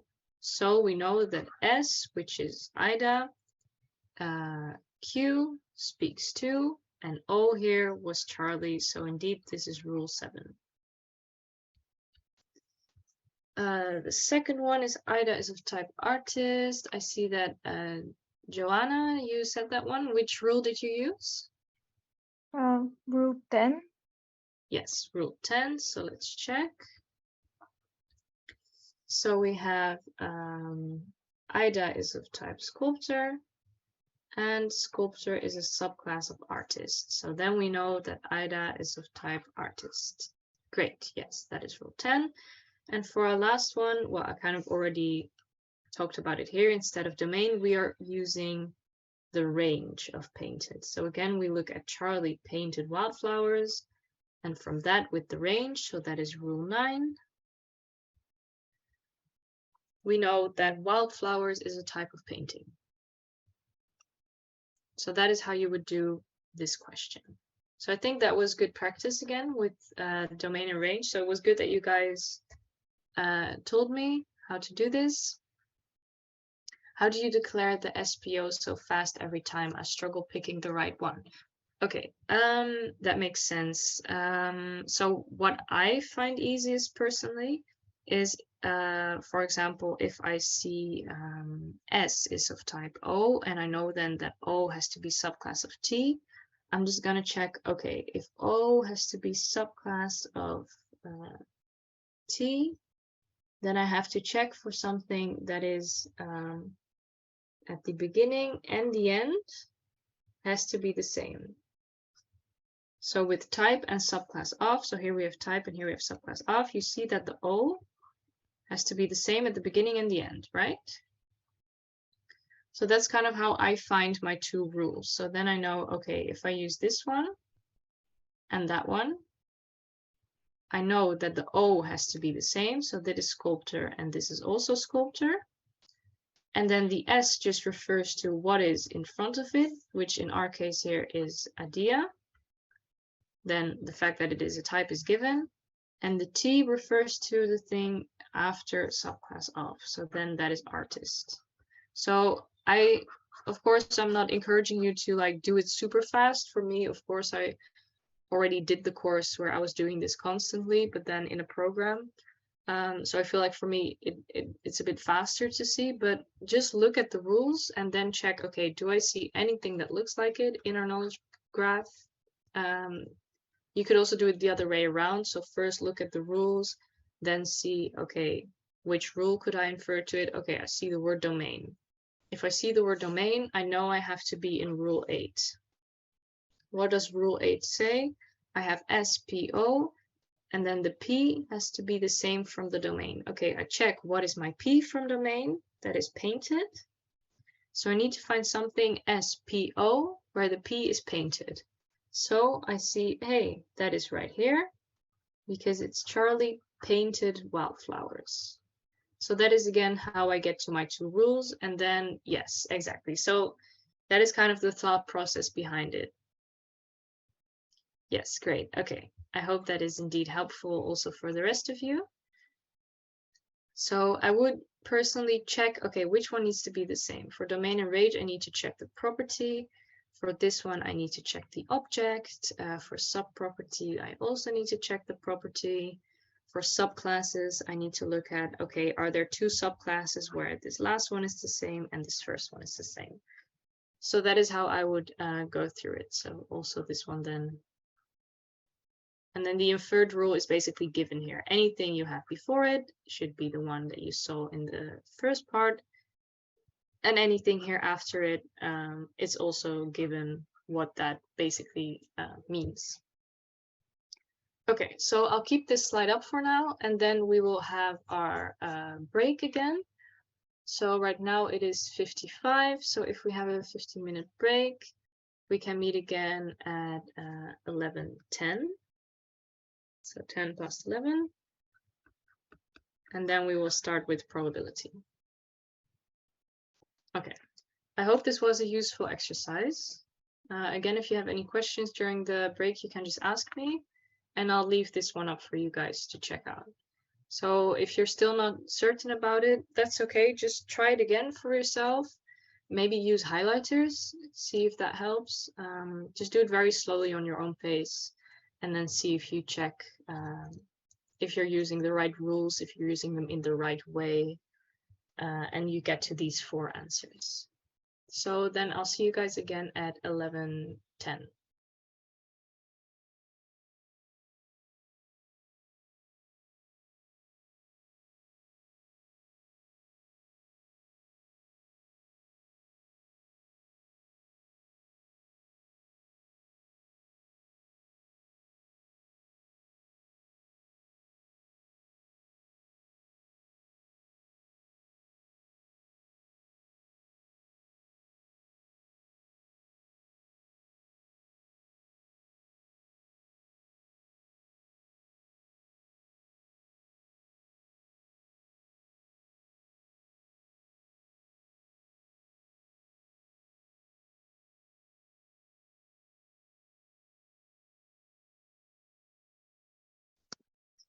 So just a little background on what probability theory is. So we have something called the sample space, and which is denoted with omega. And this is the set of single outcomes of our experiment. So it could be, let's say we have we roll a die. And then our sample space includes the set of single outcomes of our experiment. So that could be, I throw a 1, a 2, up until a 6, right? These are the individual outcomes of our experiment. Can it also include pairs? Yes. So you could say that in the sample space, you want, for example, we roll 2 die, or 2 dice, I guess then.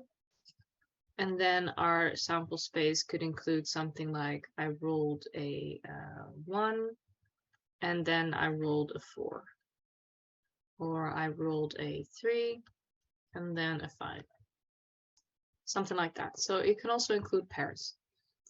So here are some examples. So if you would have a coin flip, your sample space would be heads and tails. Again, if you would have 1 die, then you would have the sample space would contain numbers 1 through 6. And if you would throw 2, then again, you would have pairs. And that could be any combination of these. So another concept is the thing called events. So events are subsets of the sample space, and they are all possible events. So if we have our sample space of rolling a die, and yeah, 1 through 6, sorry, and we want to know what are all the possible events of a die roll, that could be anything. So it is a subset of the sample space. So let's say I want to roll an even number, then the events are 2, 4, 6. If I want to roll a 3 only, then the event is 3. Same with rolling a 1 or a 3. So these are just examples. If I roll a 1 or a 3, my event space includes 1 and 3. And if I want to roll 1 and 3, but I only have 1 dice, as you can see, the sample space, then it is empty because I cannot throw a 1 and a 3 at a time with only 1 die, right? Okay, so those are events. So why do we need events? So we use these events to calculate a probability. So here you have the probability, which is denoted with capital letter P, and then these brackets here, and it includes the event 1, 2, 3. So what does this mean? It is the probability that the outcome is smaller than 4. Or again, we have the event 2, 4, 6, but now in a probability notation. So it says the probability that the outcome is an even number, probability that the outcome is equal to 6. So this is just some theory behind the probability notation. You have your sample space and your events, which is for one single dice. It's just everything in here is the samples, is the event space. And using these events, you can calculate probability. And that is by denoting the event inside of the brackets, basically. Okay, so that was just some background on probability. So now for the actual theory that you also saw in the work group, we have something called the probability distribution, which gives you a value for all possible assignments denoted with a bold letter P.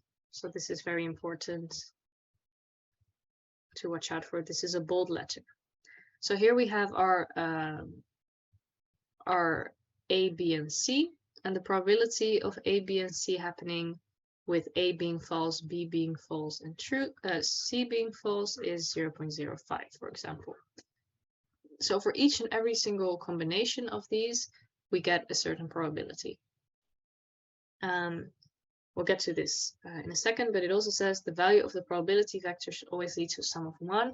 And also in the probability distribution, this entire thing should always sum to 1.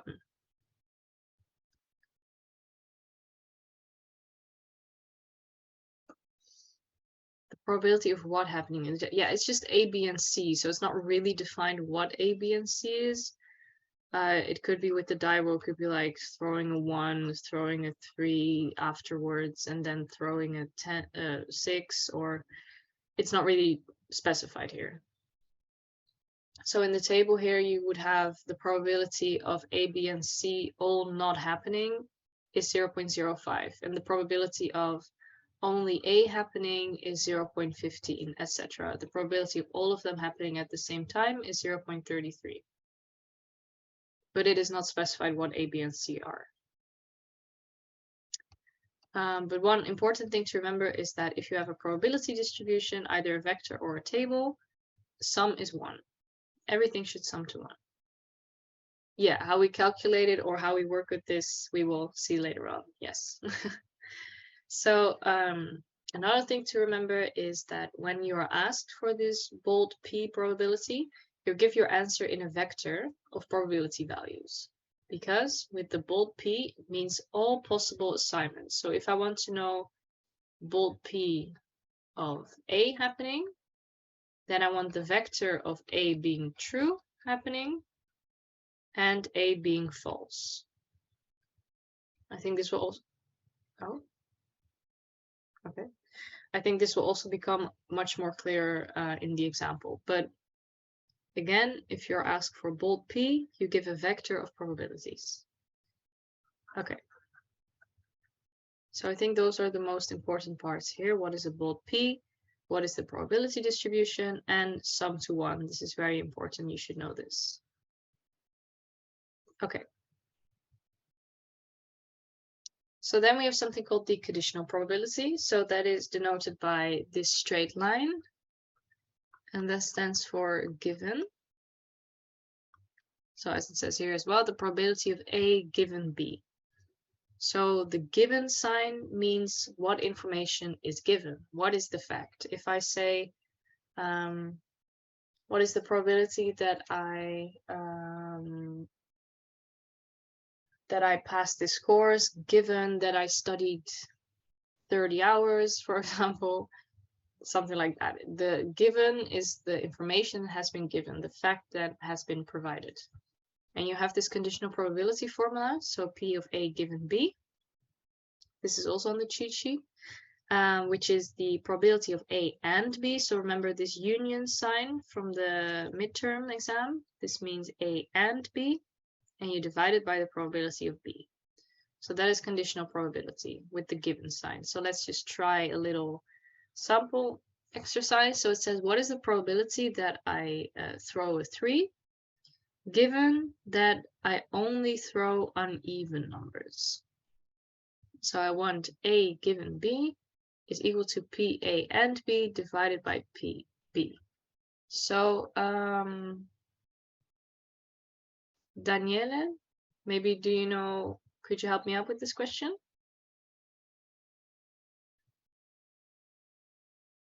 Okay.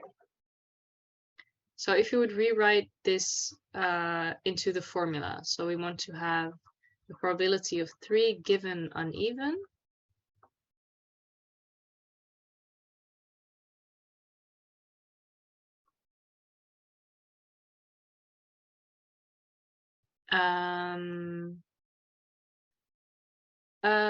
Well, in the formula, it's like A and B, right? So if I would rewrite this, yeah, so the given rewrites to and this is divided by the probability that we throw an uneven. Yes, exactly. So if you could tell me, what is the probability that I throw a 3, given that I only can throw or and an uneven number? Sorry, not given, but and.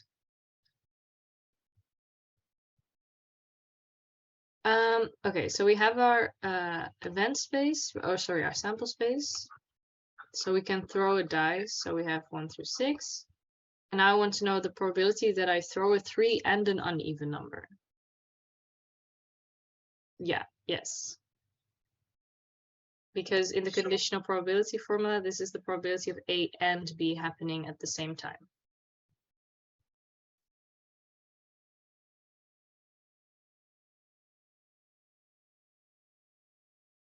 Yes, exactly. So the probability that I throw a 3 and an uneven number out of the 6 times that I can throw something, it is only once, right? Because there's only one time where I can throw a 3 and an uneven number at the same time.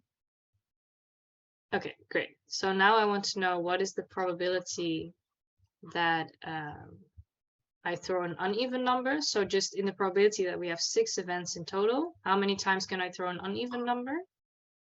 Yes, exactly. So same as 1 over 2. So if we combine this into our formula, we have 1 over 6 divided by 1 over 2. And in the end, this is 1 over 3. So then indeed, if we would want to know what is the probability that I throw a 3, given that I can only throw uneven numbers, that probability is 1 over 3. Yes, okay. Yes, thank you. Great. So this is indeed the conditional probability. So we have whatever is with the given sign, then we want to know the probability of those both happening at the same time, divided by the probability of only B happening. In our case here, P of throwing 3 given uneven is 1 over 3 in the end. All right, so then we have our probability, our joint probability distribution. And it says for inference by enumeration, for any proposition phi, sum the atomic events where it is true. So if I want to know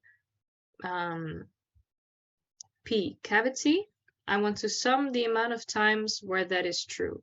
So in here, I see this one is cavity, this one, and this one. So what this rule is basically saying for any proposition, so in our case for cavity, if I want to know what is P cavity, I sum the amount of times where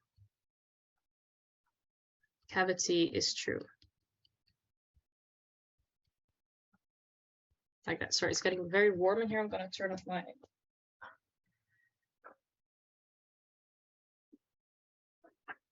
Yes, okay, sorry. It's getting very warm. Okay. So we have P cavity. We sum every time where cavity is true. So what does this mean?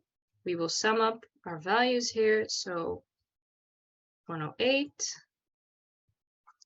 012, 072, and 008. That would be the probability of cavity happening, which is 0.2 in the end.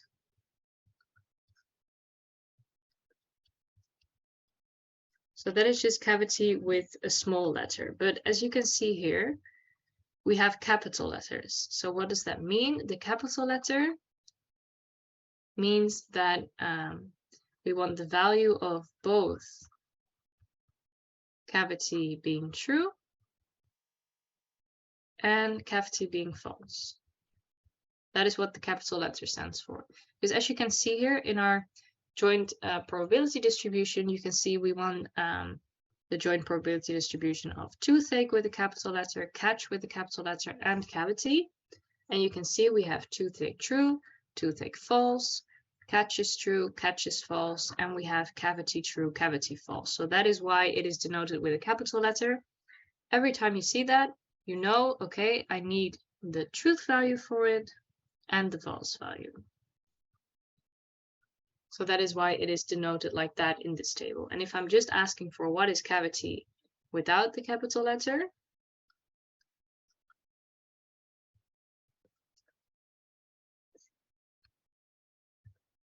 then I'm just asking for sum the events where it is true. So in our case, if I'm asking for what is P cavity, I just want you to sum the events where cavity is true.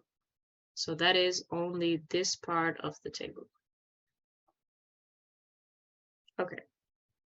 So I think this will become a bit more clear when we try a recap question. So I want to know, what is the probability of B being true? So, oh, sorry. Maybe I'm sorry, I don't know how to pronounce your name, but Emre, do you maybe know what the probability of B is true would be in our case if you look at the table? Oh, you don't have a mic. Okay. Or just in the chat maybe. Okay. I see they're saying 0.5. Okay, let's check. So if we want the probability of B being true, we have to check every column basically where B is true. Okay, wait, I see a question. If we have a capital letter like toothache, cavity, catch, we want to get every situation possible where it is true or false, like every variation. Exactly. Yeah. So in our case here, you should know that if you sum up every variation, you get 1, right? So this would lead to a probability of 1 in the end. But that is indeed true. Yeah. Probably won't happen, but that is indeed what would be the case. So for B being true, we have to check the table. Okay, where is B true? Which is in these cases, right? We have B true and B true. And we want to sum these values because remember, for any proposition, sum the events where it is true.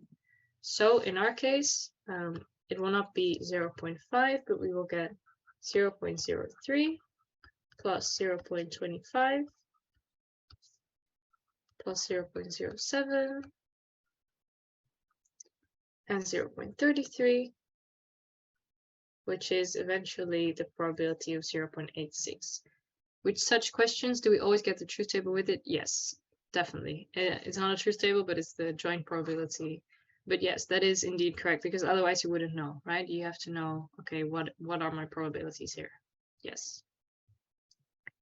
Okay, so for the second one, it says we have, what is the probability of A and B being true? So can anyone take a guess? What do you think? A and B have to be true at the same time. So which values do I sum up? I see 0.4, exactly, because we want to do A and B being true. So we sum up these two events. So that is 0.07 and 0.33. Great, exactly. I see it in the chat as well. 0.4. So that is indeed the probability of A and B being true. Then lastly, we want what is the probability of B or C is true?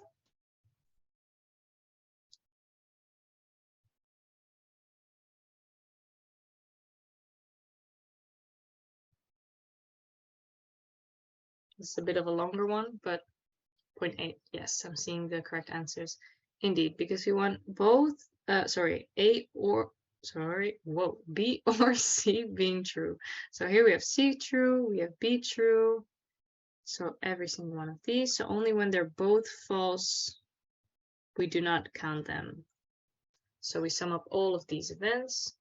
So 0.1, 0.03, 25, 0.02, 0.07, and 0.33. So that is indeed 0.8. It says, will we get this graph in the cheat sheet during the exam? No, because this is just an example question. It could be any kind of graph. So this is not set or something. This is just an example. Yes, exactly. So per question, it will differ which kind of table you get. Yeah, so it cannot really be provided in the cheat sheet. So it is indeed 0.8, and also a little trick. So we wanted everything where B and C is false, we wanted to avoid, right? And we knew that the sum is 1. So a little shortcut you could also have done is if you would take 1 and you just subtract 0.05 and 0.15 from it, you also get to the right answer. So that's just a little insight. It's the same thing. So you either take everything where one of them is true, or you take kind of the complement, you take 1 minus where they are both false, and then you get to the same answer.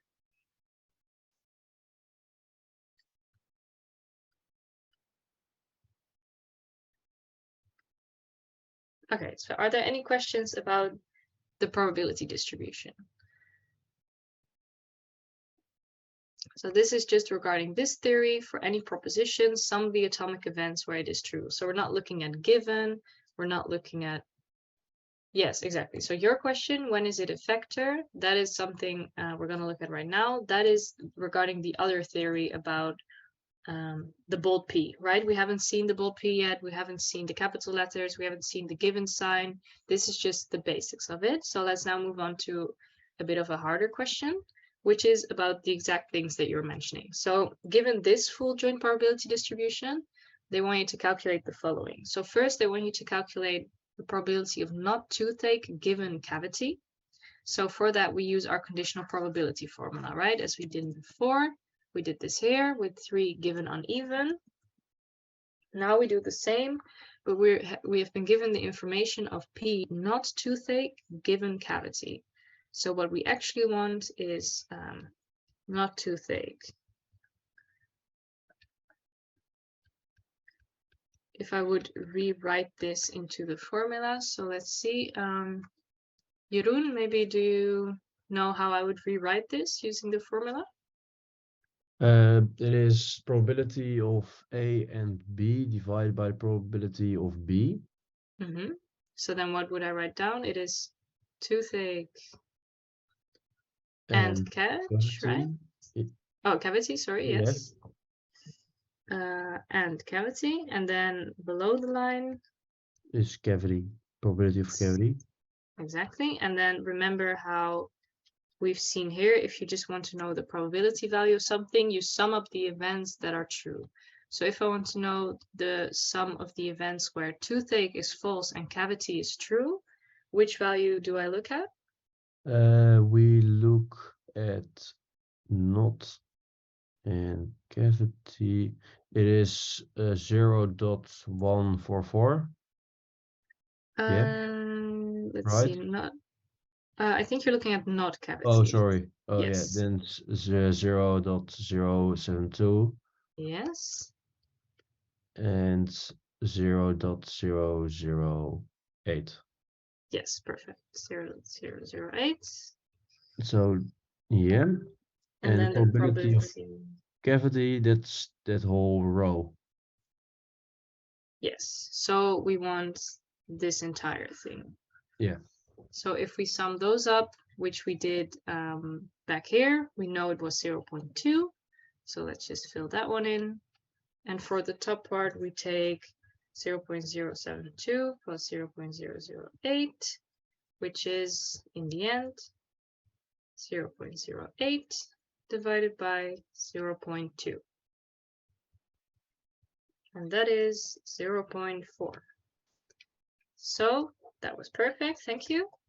In the end, we get the probability that we don't have a toothache, given that we have a cavity, is 0.4, or 40% basically. Yes. Okay, great.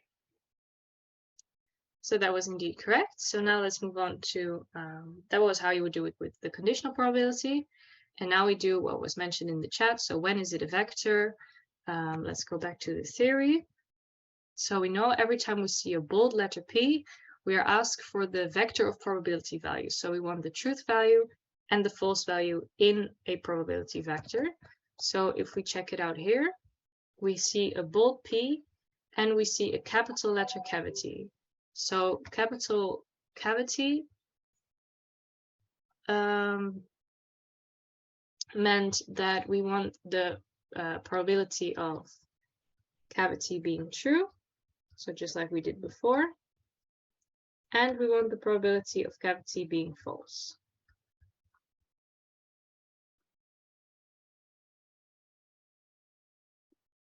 Okay, you had a different answer than you explained after question 2. Do you mean I go back to this question or the first one of this question? This one, okay. You can also unmute yourself if you can or if you like, but what did you have for this one?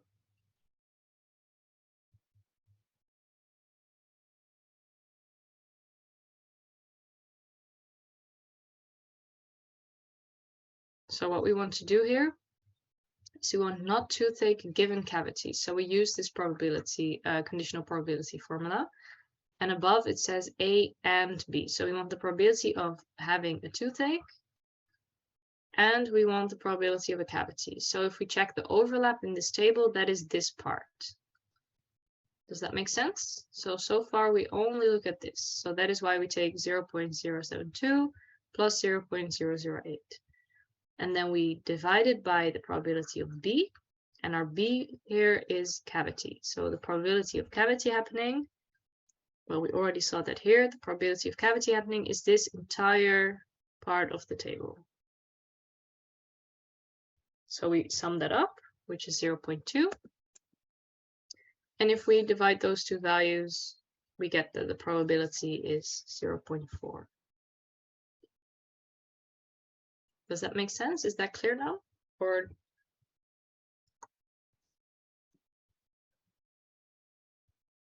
yes, okay, great. So again, just know that for toothache and cavity, we look at the kind of the overlap, the intersection of the two.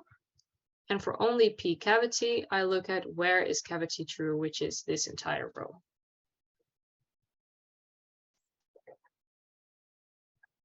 Okay. So I hope that one is doable. Then we are going to the bold P question. So again, the bold P means we want a vector where something is true and something is false. In our case, if we would rewrite this, we want the vector probability of cavity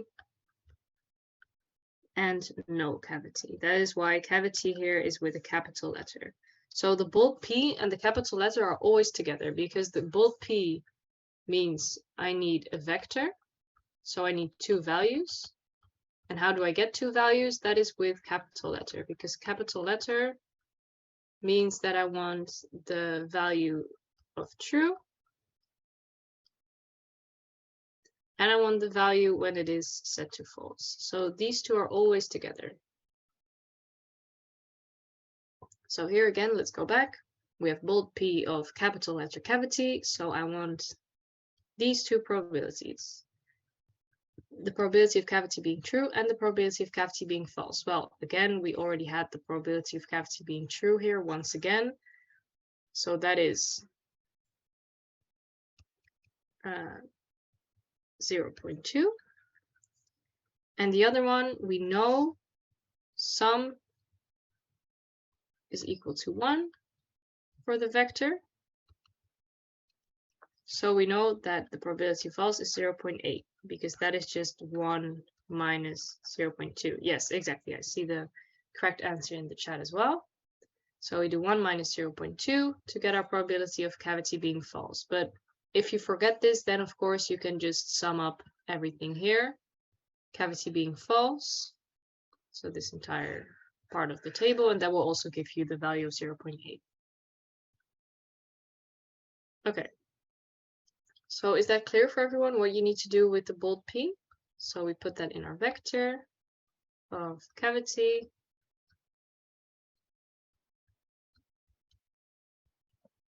And not cavity. Like that. Okay. So the main point again, conditional probability formula and the bold P, where you have to return a vector of two values, which is usually denoted with the capital letter, that shows I want the value of true and the value of false. You just need to write one answer. Like if we get a question like the second, yeah, then your final answer would just be like the one in the chat, just 0.2 and 0.8. This is just your final answer. Is it always first true and then false in that order?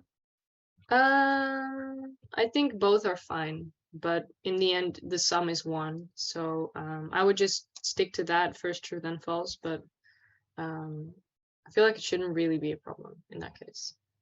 Okay.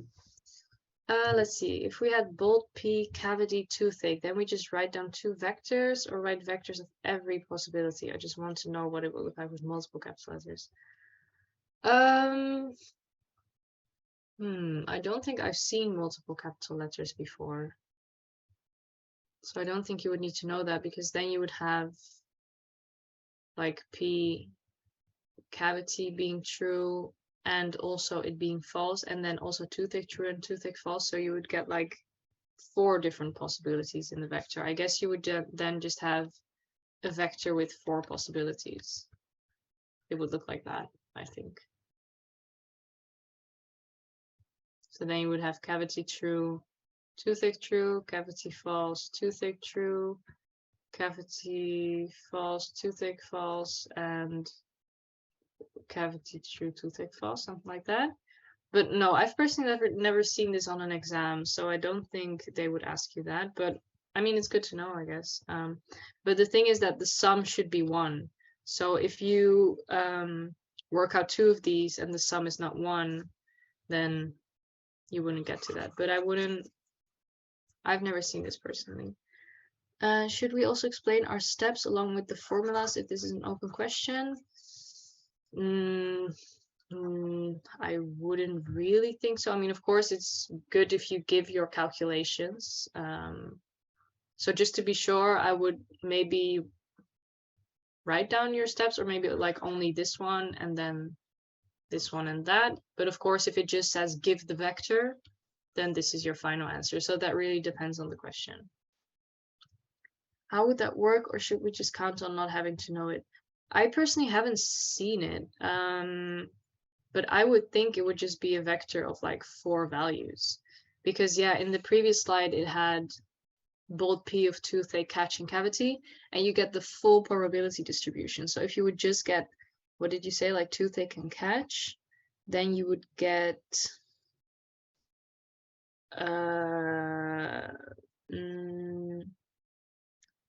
these, I think, like that in the end. I'm not quite sure. I haven't really seen it, so I feel like it wouldn't be the case. Also, in all the example questions of the work group, I've never seen 2 capital letters, so I could maybe try to figure it out like afterwards, see if like multiple capital letters is a thing in any of these questions. But for now, I would assume that it wouldn't be asked because I didn't see it anywhere in the work group. So yeah, I would say probably more something like this or any other ones from work group 4, I believe. And then question exercise 3, or in any case, like the probability one. There you also see 4 like A, B, C, D. I would maybe refer to those instead. Yeah. Okay, so we did the kind of easy approach, which is just summing up the events where something is true, which is this slide. And here we did the conditional probability and the bold P. Bold P, given cavity or toothache. We could do one of them also afterwards. Yeah. If we still have some time, we can try that one as well. Okay. So we have one more theory thing to get through, and then we can do another bold P question together. So I'll just write that one down and we can do that. Okay. That's a good suggestion. Because of course I just make the slides based on some practice, but just say it if you want more and then we can do more. So we have something called independent events or dependent events. So when are 2 events dependent or independent? This is also on the cheat sheet. When the probability of A given B is equal to the probability of A happening, then they are independent. And why is this? Well, you can it's kind of logical if you see, okay, I have a probability of A happening and I have the fact that B is happening as well, but A didn't even change. Well, then B is not influencing A at all. So they're independent events. They do not influence each other. Whilst if they are not equal, meaning B has an influence on the eventual probability of A happening, that means that they are dependent. So that's just what you need to look at. If P, A given B is equal to A, they're independent. If they're unequal, then they are dependent. Okay. So here we have a little recap question about independence. So it says you throw 2 fair dice, 1 green and 1 red, and you observe the numbers uppermost. So just observe the numbers you've thrown. It says decide whether the following pair of events are independent or dependent. So what did we know? We know that if P, A given B is equal to B, is equal to A, then they are independent. Right? That is the theory that we know. So let's see, maybe Nicolas? Could you help me with this question?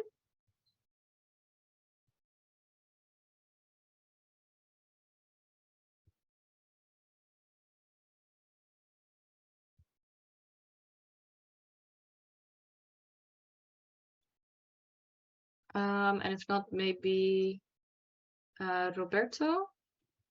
Could you maybe try this question with me?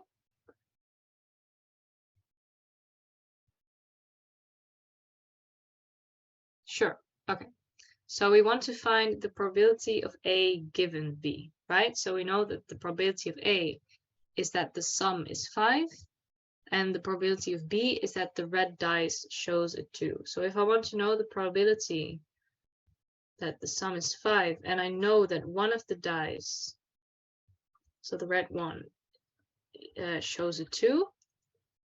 So what is the probability that the sum is 5, given that the red one shows a 2? So you just need to think about, okay, what are the possible events? I know that one of the red dice is already 2, and the green one can be 1, 2, 3, 4, 5, 6. So we have 6 possible combinations, and we want to know when is the sum 5. So how many times could we get a sum of 5?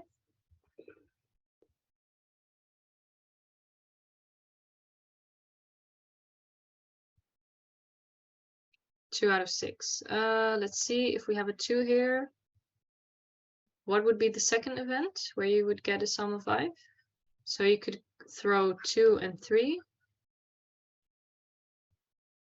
But in our case, you couldn't really throw 3 and 2 as well, because red is already set as showing a 2. So red cannot change. Yes, 1 over 6, exactly. So we have 1 over 6. That is the probability that the sum is 5, given that red is 2, because we can only throw these 2. This is one event. Great. And now we want to know the probability of A, which is what is the probability that the sum is 5. Just throwing any 2 dice, we have a red one. And we have a green one. So how many possibilities, how many possible events are there in total? Does anyone know? How could you?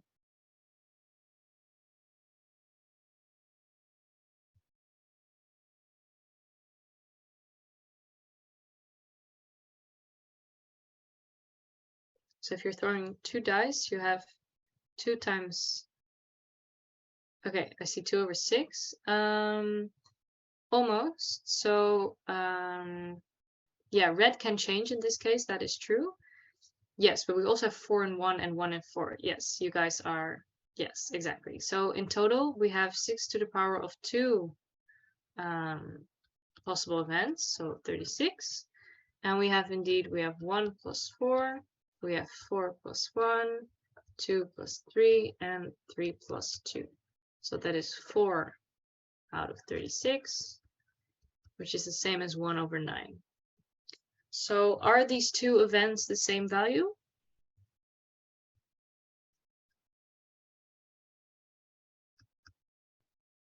No, exactly. They are not the same. So what can we say? Are they dependent or are they independent?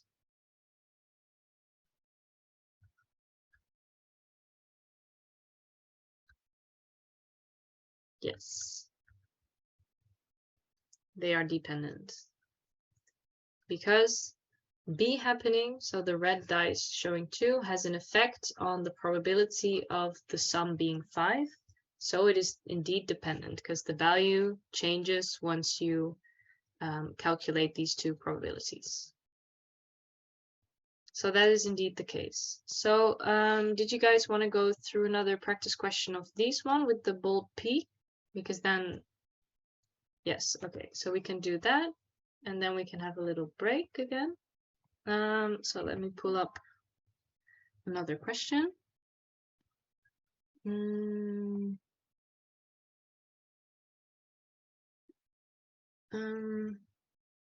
Yeah, just like that. Let's see. So these were also the same.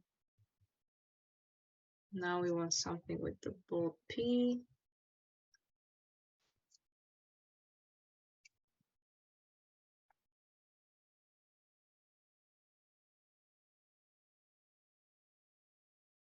Yes, so let's do this exercise.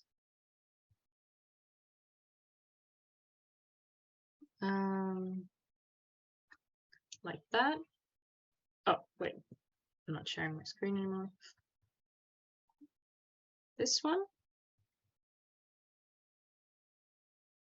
So this is an example of the same question. So let me pull up my notes on this one. Let us do, I think a similar one was given in the chat. Let's do C maybe, because that is toothache given cavity. So for C, I want the bold P probability of toothache with a capital letter given cavity. Okay, so what are the two probabilities that I need to put in my vector values? Who knows? So I want to have something that looks like this.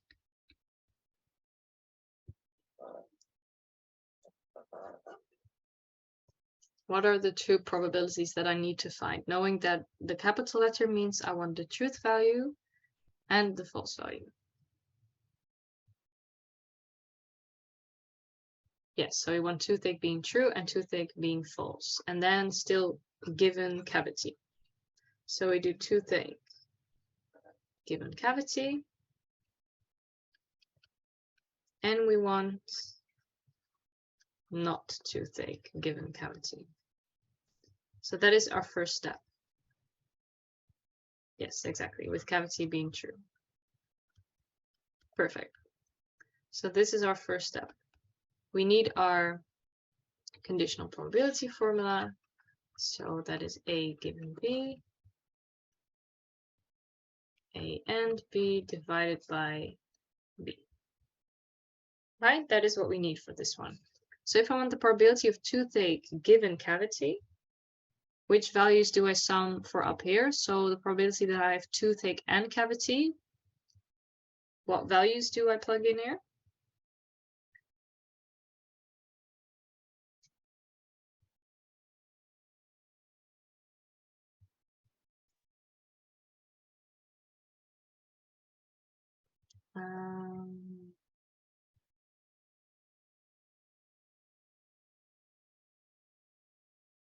Anyone? You can also unmute yourself if you think you know it. So yes, okay, so I'm seeing 0.108 plus 0.012. Perfect, yes. And why is that? Because we look at toothache being true, and we look at cavity being true, and the overlapping part is this here. So that is indeed what goes above the line, and then we divide it by the probability of B. So what is the probability of cavity? Well, we've seen that a lot of times already, this entire row, which was 0.2, remember? So if we divide these values by one another, yes, exactly, 0.2. So in the end, this is the probability of toothache given cavity. So that is 0.6. So I'm just gonna put this one a bit higher. So now we want the probability of not toothache given cavity. Okay, I see a question. Why are we dividing it? That is because we have a conditional probability here, right? We have something given cavity, and that is why we use this formula. Remember, so the probability of A given B is the probability of A and B divided by the probability of B.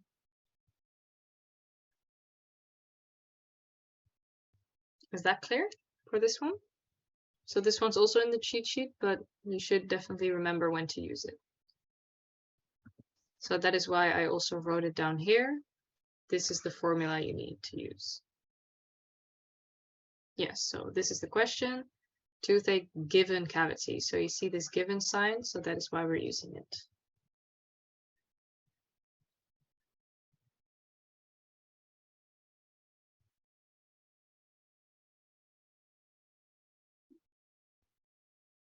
Okay, so I see the question, why are we only considering toothache and not toothache, but not cavity and not cavity?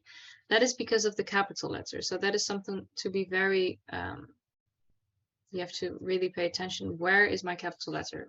That is the one that decides whether I need the truth and the false value. So in our case, cavity here does not have a capital, so we're only looking at the truth value, because remember from this slide, For any proposition, so just cavity with no capital letter, you just sum the events where it is true. But once you have a capital letter here, you take both cavity and not cavity. So that is why here toothache has the capital letter. We take toothache and not toothache. Does that make sense? Could you go back to the other slide? This one? Yeah. Then I will write it down. Oh yeah, great. So just remember, when it's not a capital letter, we're just looking for the truth value. So for P cavity, you would just sum everything here. And when it is a capital letter, you look for both cavity and not cavity. That is why this full joint probability distribution has a capital letter everywhere, because we're looking for toothache, not toothache, catch, not catch, cavity, and not cavity.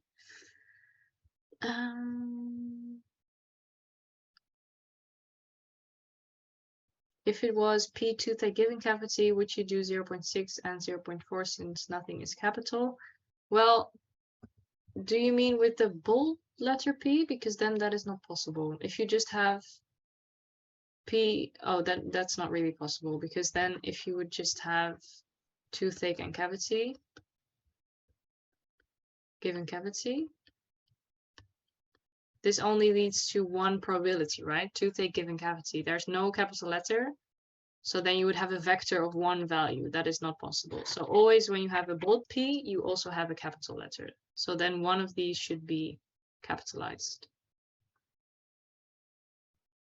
Does that make sense? Because otherwise we cannot really fill in our vector values. So if I go back to this slide, this one. So I need true and false, for example. So we never have a vector for the whole conditional probability. Well, every time you see a bold P, so you need a vector, you need a capital letter as well. That's just something you have to remember. Because you need a vector, so you need two values at least. And if you just have toothache given cavity with no capital letter whatsoever, you just get one probability value. So that could not be written down in a vector notation. So that is why. Sorry, I saw another one in the chat. A and B, isn't that +2? So we're looking for toothache and cavity. So here toothache is true and here cavity is true. So we're looking for the overlap of that. That is why we're only summing these two. And then we divide it by 0.2 because that is the entirety of cavity. So that is this entire row. I hope that is clear. Bediram. That was your question. Yes, okay, great. Good. It's good that you understand. So, Jeroen, do you have a question? No, okay. no question. Okay, that's okay. I thought you unmuted yourself. Yes. Okay, so let's do the second part of this question. We do the exact same thing, but now we want to find it for not toothache given cavity. So if I look at not toothache and cavity, what are the values that overlap?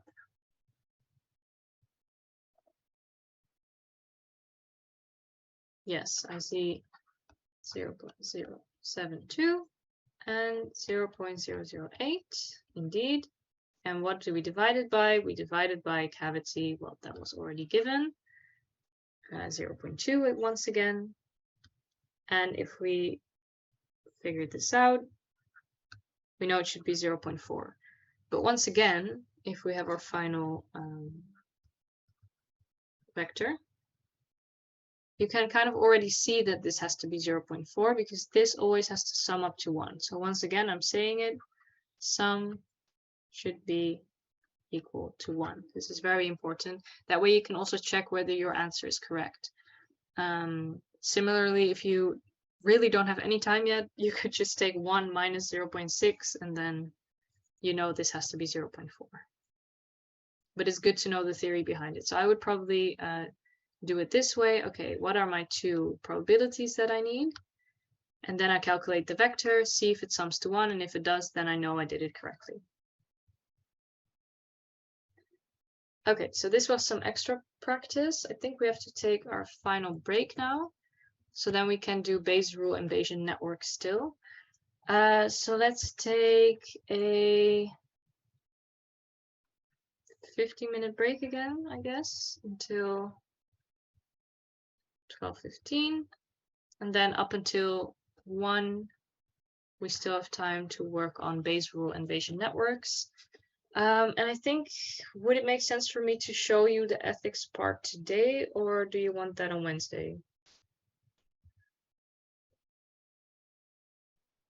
Today, I guess. Today, okay. Then I will do that because that was just some extra theory I had on it. Okay, someone said, what would be our final answer if we did? Yes, so I'll go back to this one.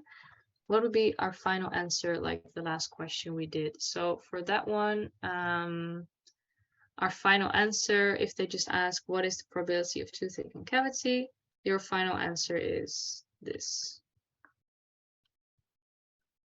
That's your final answer. Yes, okay. So I'll leave this slide on here so you can look at it some more. And then at 12:15, we will move on to Bayes rule and Bayesian networks. And if we have, I think the ethics part, I just want to show it to you. So it's like 1 minute, but so that you can already practice with it. And then on Wednesday, we'll continue with machine learning. Can you explain the capital letter thing again? Is it only relevant for bold P? Yes, so maybe I'll just insert another slide so that I can just only have that.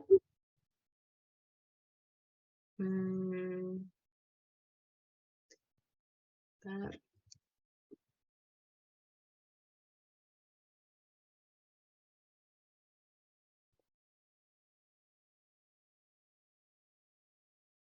Okay. All right, so bold P. If I see I want a bold P, oh God.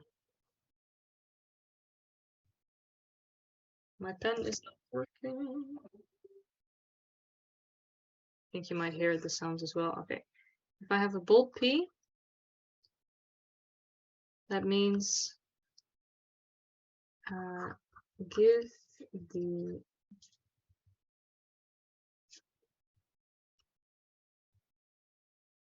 probability vector, which is usually denoted as something being true, or like one value being true and one value being false, for example. And important is always sum is equal to 1. Okay, that is the bold P. Then the capital letter.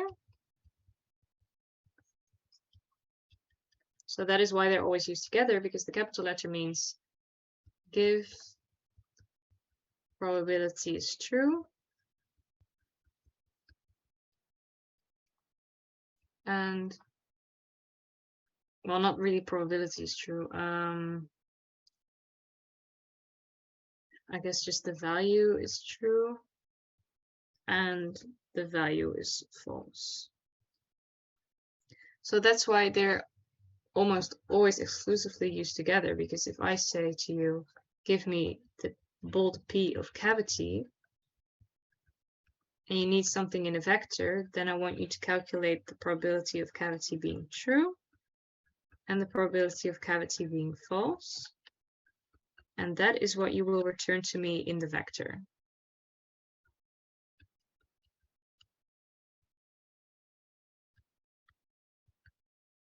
Similarly, if we have something like toothache given catch, for example, then I want you to realize that I'm searching for the probability of toothache given catch, and I want the probability of not toothache given catch.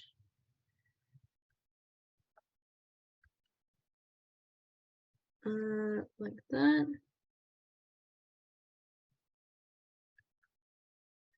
And then this basically also returns the vector. Let's say this is my A and this is my B. Then I want you to return me the vector of A and B.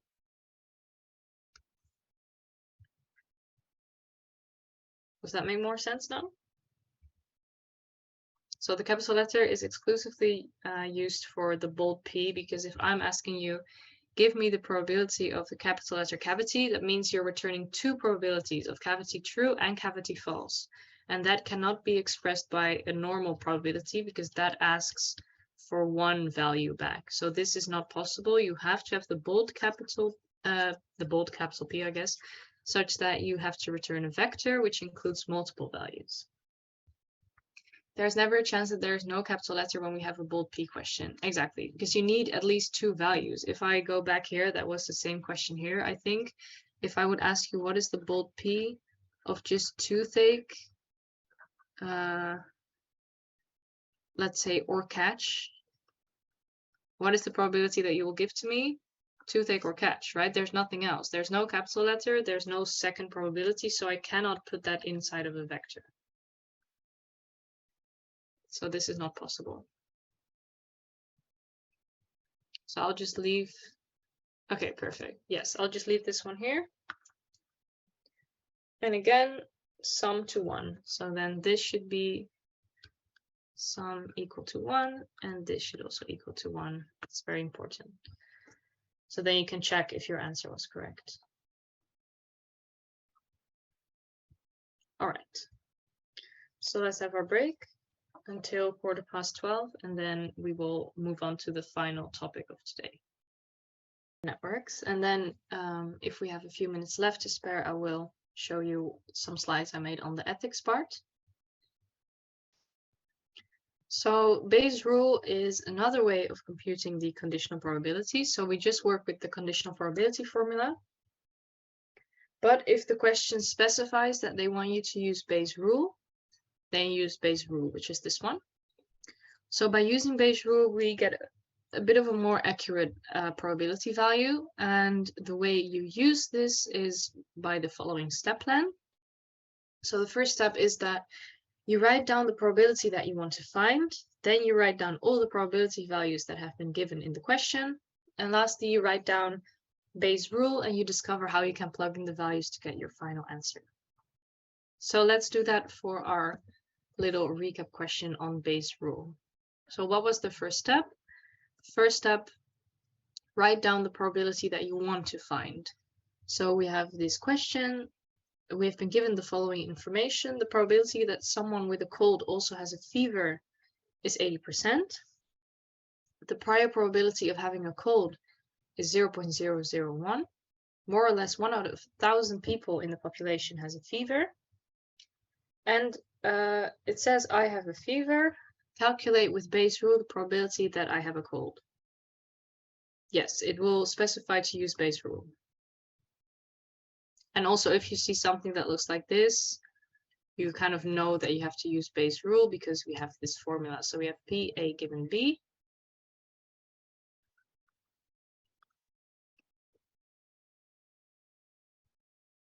And that is PB given A times PA divided by PB. So it says use Bayes' rule to calculate the probability that I have a cold. And it also says that I have a fever. So how could I write down the probability that I want to find? What is the eventual answer I want to have? It is cold given fever. Yes, exactly. So it says calculate probability that I have the cold, given the prior information that I have a fever. So if you would use Bayes' rule, you could kind of rewrite this. So I want the probability of fever given cold times probability of cold divided by probability of having a fever, right? That is just filling in this formula with what we've been given. Okay, so what is the second step? Write down all the probability values that we have been given, in the question. Okay, so we see this first one, the probability that someone with a cold also has a fever is 80%. So what is the given information here?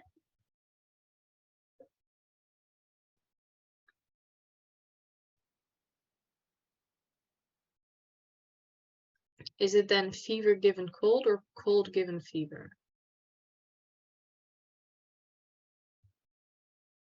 Can you repeat your question?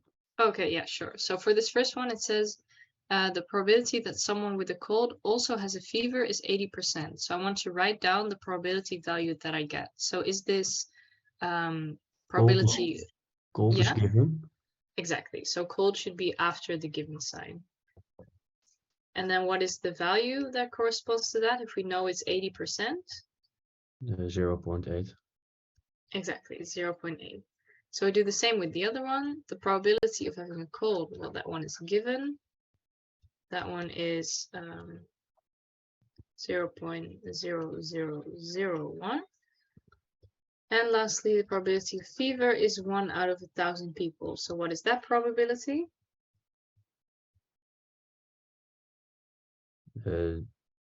Yeah. Yes, exactly. 0.001. Okay, great. Indeed, 1 over 1,000. So that is step 2. We wrote down all the probability values that have been given. So for our final step, we want to write down Bayes' rule and discover how you can plug in the values. Well, we actually kind of did that here above. So how do we plug in our values? We want fever given cold. So we found out that is 0.8 times the probability that I have a cold.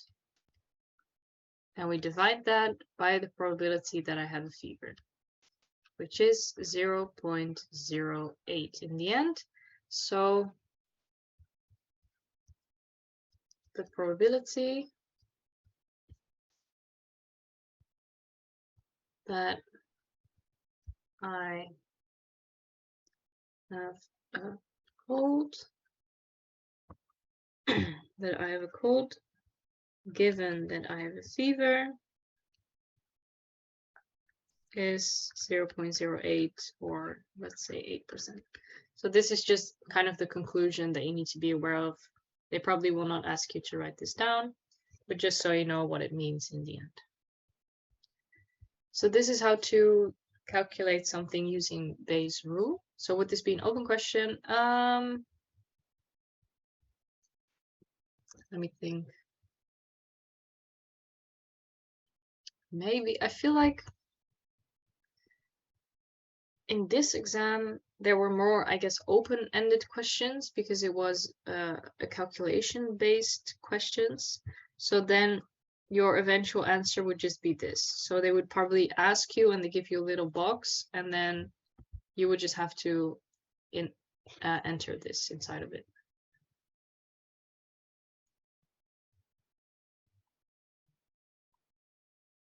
Okay? So that's how we use Bayes' rule. So I would just stick to the step plan. Okay, what is the probability that I want to find? It makes it a lot clearer because then you know, okay, if I apply this to Bayes' rule, like how do I fill in those values? So here you see them. Then you write down everything you've been given in the question. And lastly, you plug in the values, which gives you the probability. So 0.08 is the final answer to this question. Okay. Now let's move on to Bayesian networks. So Bayesian networks are kind of a probabilistic graphical model that represents a set of variables and their conditional dependencies. So what does this mean? Here you see understanding is dependent on attending the working groups and attending the lecture. So there you have this conditional probability table as we saw before, right? We had something that looks like this one. Oh, this one? Yeah. So it's the same kind of table, but now these kinds of tables are represented more graphically, a graphical model in Bayesian networks. So understanding, the probability of understanding, given that you went to a working group or a lecture, so either you went to a working group and the lectures, then the probability of understanding this theory is 95%. If you did not go to the lecture, you did not go to the working groups, and the probability that you will not understand it is 0.8. stuff like that. Okay. So now how would you solve a question like this? This is the step plan for Bayesian network. So it says write down the probability that we want to find. Again, this is the first step. Then we ask ourselves, is that probability dependent on other variables? So you see this by if I have a certain circle, are there any arrows going towards it? If not, if it's not dependent on any variables, you just look up the value in the network. But if it is, then you write down all the probabilities that you need to calculate. And you calculate these probabilities with the following formula. If I want to know P, A, B, C, then this is not the sum, but this is like the multiplication basically of every single value. And what I want to find is the sum of X given its parents. So let's say we have A here, and here we have B and C, and they are both pointing to A. Then I want the probability that A is true, given that B is true and C is true. And I want the same for like every single combination you could think of, basically, because we want its parents here after the given sign. So any circle that is above is the ones that will be after the given sign. So this is just an example. And in the end, you sum these yeah, if needed, so these probabilities will be summed, not these, because this is multiplied. These probabilities will be summed together in the end. Okay. So let's try some sample questions for this one. So given the Bayesian network, what is the probability that the alarm rings? So first question, what is the probability that we want to find? So how would I write that down?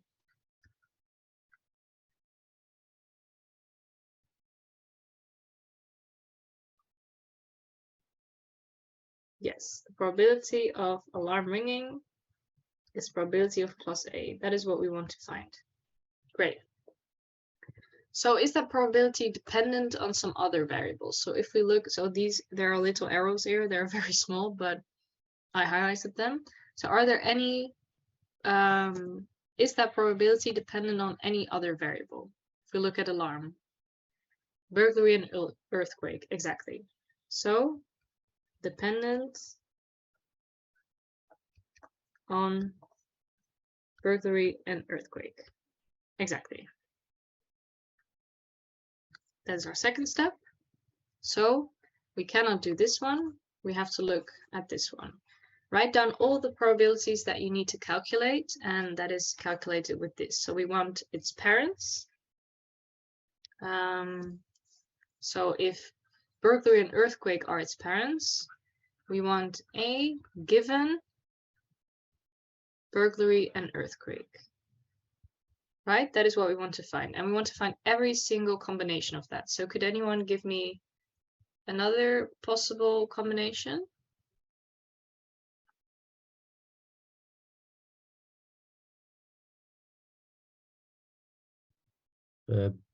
Plus A given minus B plus A. Yes, exactly. That could also be one. I see someone saying burglary, no earthquakes. That's also another one. And then the final one is if they are both not happening. Not happening. Okay, so we wrote down all the probabilities that we want to find. That is this step. And now we want to calculate the probabilities with the given formula. So we want to multiply xi given its parents. So if you would rewrite this first one, that means you multiply the probability of the burglary and the earthquake happening, by the probability of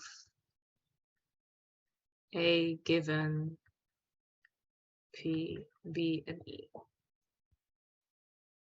That is what we need to do. That is in the end. So if I would apply this entire formula, if I would write it all out for you guys, you could say, I want to find A B, E, right? If you look at this formula, that is what I want, with just commas between them.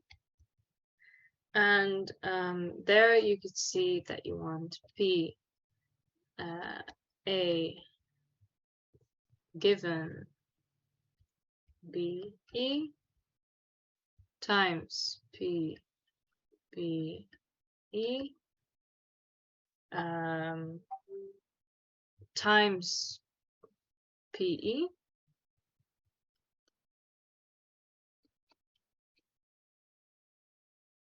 see if I'm doing that correctly. Yes, and that would be the same as multiplying this with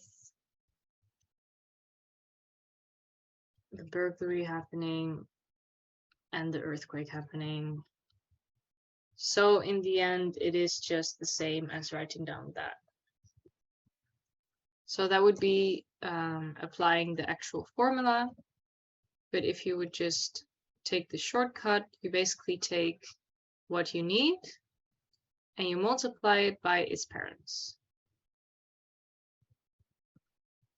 So that's what we're going to do. So for the very first one, let's see, what is the probability? Let's just do the first one. Plus A given plus B plus E. So what is the probability that the alarm rings given the burglary and the earthquake happening? So can anyone see that in the table? 0.95. Yes, exactly. So that is 0.95. And we want to multiply that by the probability of the burglary happening and the probability of the earthquake happening. So those independently, what are the probabilities of those happening? 0.001 and then times 0.002. Exactly. So that is what you would need to do for this one. You Why multiply. Oh yeah. Why are they independent? Which one? This one? Yeah. Okay, so you have to check if they're independent. They are dependent on other variables if there's something pointing towards them. So we don't have anything pointing towards Okay. them. Yeah. Yeah, exactly. So that is why alarm is dependent on these two, but then these two are totally independent. Okay. Thank you. Yes, no problem. Y is 0.95. Oh yeah, sorry. I kind of twisted them around. I will put it in the right order. So probability of burglary happening is 0.001 times 0.002 is earthquake, and then 0.95. Sorry, that's clearer. Yes. Okay. So this is 0. How many zeros are there? 5.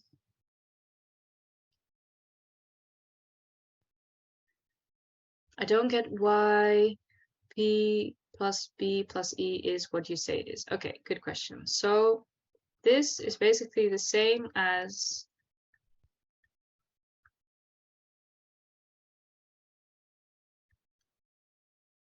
right? And that we can see in the table. So this is probability of plus E, and this is the probability of plus B. So that is why I have these two values here. Yes. Okay, good question. That's just, well, that is given this formula, if you would work it out eventually, you get that you have to multiply this conditional probability because it's dependent on the burglary and the earthquake. So you need to divide it, sorry, not divide it. You need to multiply it by the burglary and earthquake. And yes, it's in the end, that is this formula. Yeah. Exactly. You can just remember it like that. Maybe this is clearer. So let's do one more just for practice. So if we have plus A given the second one is minus B and plus E. What do we want? We want the probability of not burglary. We want the probability of earthquake. And we want the probability of, well, basically everything. So let's see if I can fit it.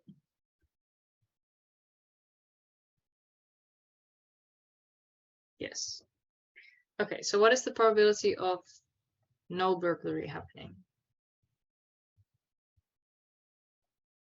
Again, you have to check the table here. So yes, indeed, that would be 0.999. And the probability of the earthquake happening, well, we already saw that before. So that is again 0.002. And then we times it by the probability of the alarm going off, given that there is no burglary, but there is an earthquake. So what would be that probability?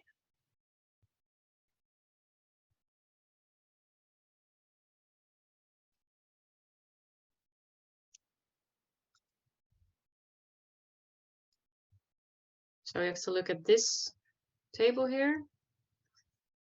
I see 0.29, 0.94. Let's check. We want the alarm happening. Yes, it is indeed 0.29. Because we want no burglary, but we do want an earthquake. So that is indeed 0.29. So then this one would be 0. How much is it?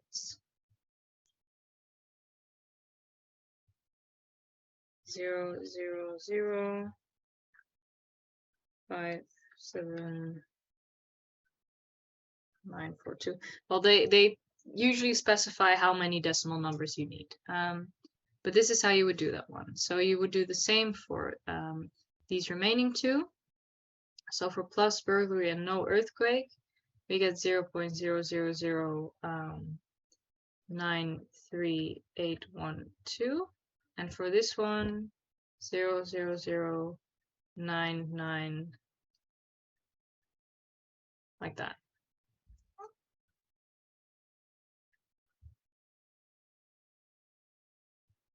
Okay. So that is the probability that the alarm rings. We want to know, we want to sum all the probabilities. So what is that? That is all these 4 probabilities together. So in the end, I'll just do this with another color maybe.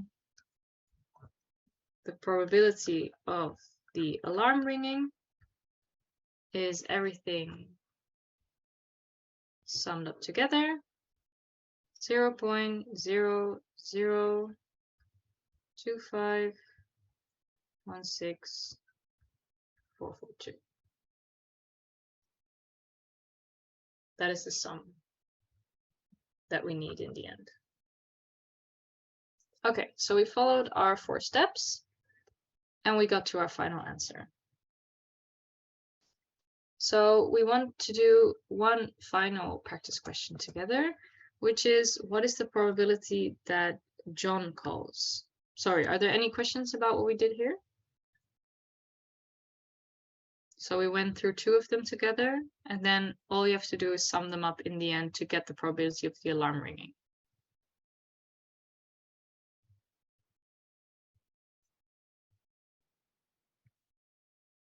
Is there any question?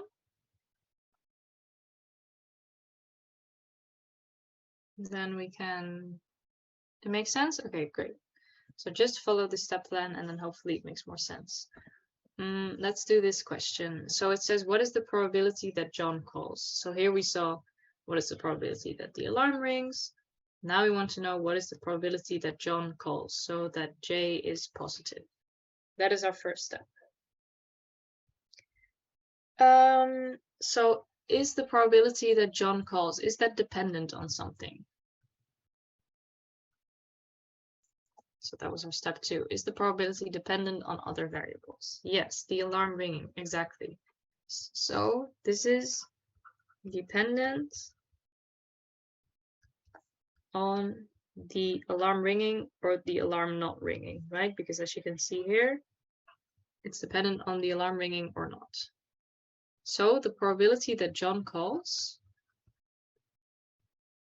is the, so the probability that John calls is the probability that John calls and there is an alarm and the probability that John calls and that there's no alarm.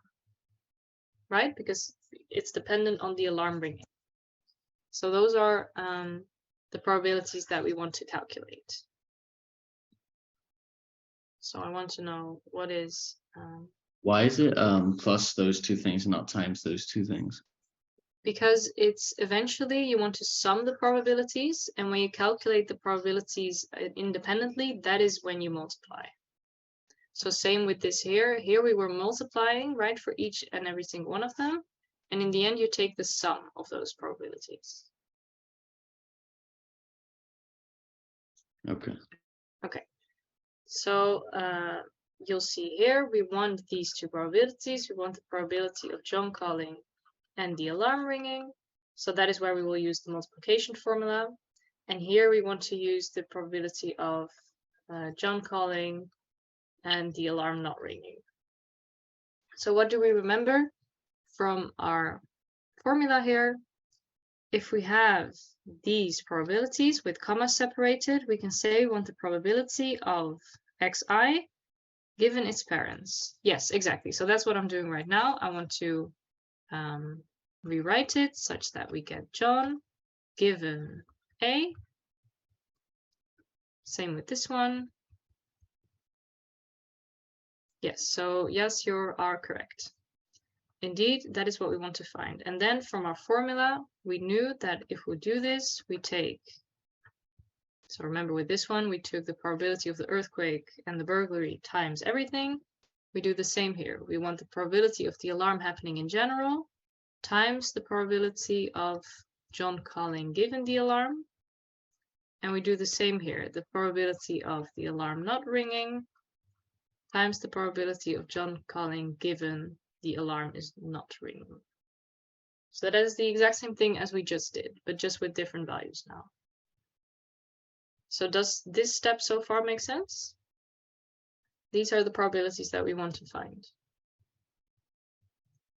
If we go back to our step plan, it says calculate the probabilities with the formula if needed.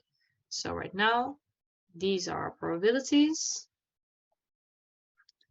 So for John calling and the alarm, we want to know the probability that the alarm rings. Well, we just calculated that in the previous question, right? That one is right here. The probability that the alarm rings is again dependent on burglary and earthquake. That's why you have to take this full probability from the last question. So we take 0.002516442 and we times that by the probability of John calling given that the alarm goes off. So if we look at our table here, what is the probability of that happening?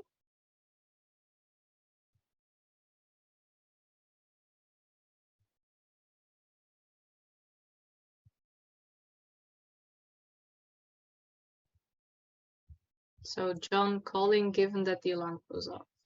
How did I find the 0.002? Okay. So the 0.0025, so I just rewrote what we want to find. We want to find the probability of alarm ringing given John calling given alarm ringing. So the probability of the alarm, yes, as Omer said, we just calculated that in our previous question. So that is where this value comes from. Okay, so that is the probability of the alarm ringing.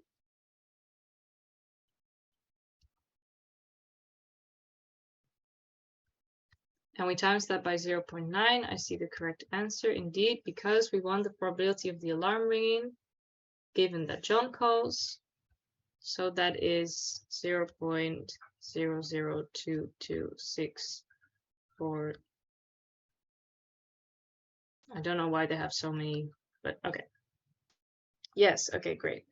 And then we want to do the same thing for our other probabilities. So we have John calling and the alarm not ringing. Because again, remember, it's dependent on the alarm ringing or the alarm not ringing, as you can see from this table.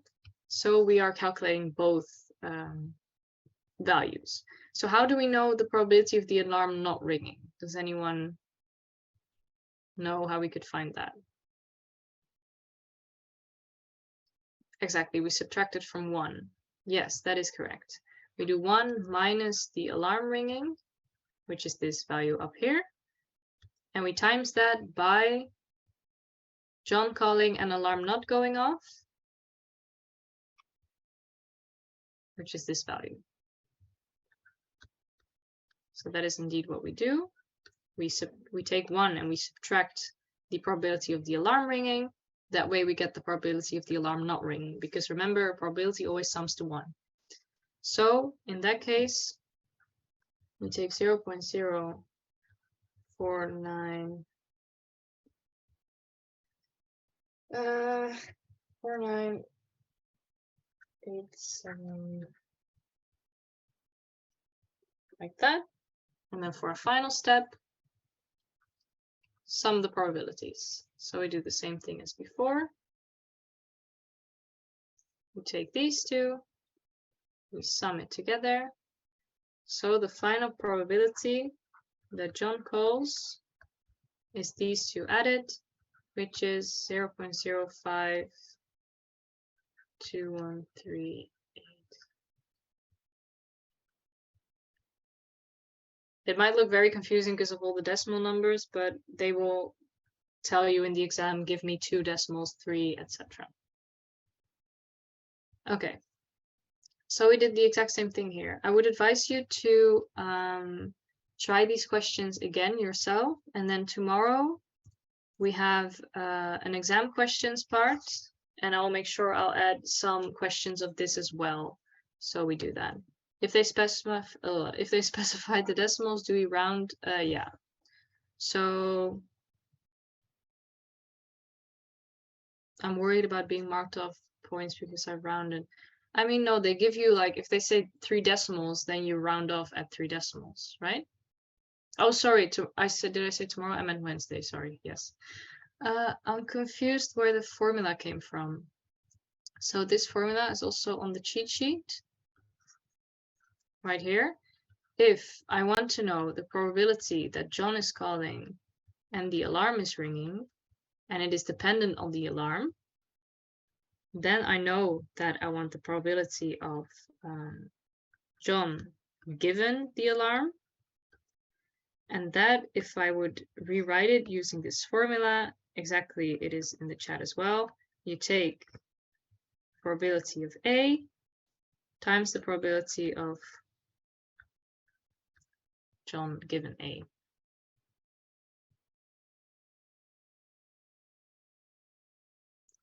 Just to make sure, if I understood correctly, if we wanted to calculate that John doesn't call, we should now just do 1 minus PJ. Yes, exactly. So if you want to know now, what is the probability that John does not call, you take 1 minus this probability. Yes. But is that the probability that John calls, or probability that John calls if there's alarm? Well, the probability that John calls is dependent on the alarm, so that just has to be there. So if it says just John calls, it's always dependent on the alarm. If it says what is the probability that John does not call, it is 1 minus this probability. I don't remember if it was in your latest Ouija note, but there was an advanced one with Mary. Were the answers to that one included? I don't think they were. But I will try to find, sorry, I said tomorrow, I mean Wednesday. So on day 2, we will go through all of the machine learning, and we will go through exam questions together. And I will make sure that there are also Bayesian network questions in there. And then I will provide an explanation with those as well, because I don't think we have time right now to go through another one, because I wanted to show the ethics part probably. Is that okay? Yes, exactly. So for the exam, if you don't do the first question, first recap question, does it directly mean that the second question cannot be done because you have to use the probability from the first question? In this case, yes. You need this probability in order to calculate this one. So I saw a sample exam from 2020 or 2021, I believe. If you look there, they showed like one example of the Bayes network question was quite a straightforward one where you just had to look up the values in the table. And the second question was like the advanced one where you had to actually do something more like this. but I'm not sure if they will also break it up like that in the exam or what exactly. But if you look at those, then you can kind of get an idea of how they would ask the questions, stuff like that. Will we get these slides and exam questions later? Yes, I will send the slides right now up until this point.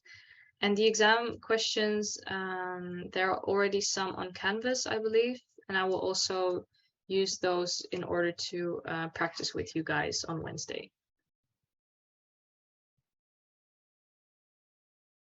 Okay, so should I tell you guys a bit about the ethics part that I made for this? So like I said, the ethics part is based on, yes, okay. So the ethics part, or philosophy of mind, or whatever they want to call it, is an open question. So it's based on your own opinion most of the time, your own beliefs, your own views. So I cannot really teach you like how to do this because it's your own, yeah, it's your own opinion basically. But I wrote down some of the topics that could be asked about, but just know these are not all topics. So can you get the question wrong? Well, that is the thing. Like if they ask you, for example, explain the trolley problem and then give your opinion on this, if you don't know how to explain the trolley problem, then you don't get any points. So you do need to know like the theory behind it. So in a sense, you could get it wrong, but if it's only asking for your opinion, like you just we have to see that you understand the theory behind it, but then your own opinion, of course, I won't mark that wrong. So as long as you just show that you've done some effort for the question, then that is okay. But I just wrote some of them down that I could find in the slides. So like Asimov's laws of robotics. Yeah, so I don't know which ones exactly you need to know. Like that's, I think just look at the lecture slides on the ethics topics, because there was one lecture on this. So I wrote down some of them and I give you guys 3 sample questions on the next slide, but also that's all I know. So I cannot really give you any further information on that. So I'm sorry about that, but it's an open question. So I believe if you just know the theory behind it, so the laws of robotics, the trolley problem, things about autonomous weapons, privacy and AI, self-driving cars, for example, stuff like that, I would just refer to the lecture slides, of course, but these are just an overview of things you have to know. So this would be an example exam question. So you could have, yeah, so Asimov's laws are like the 3 laws of robotics, right?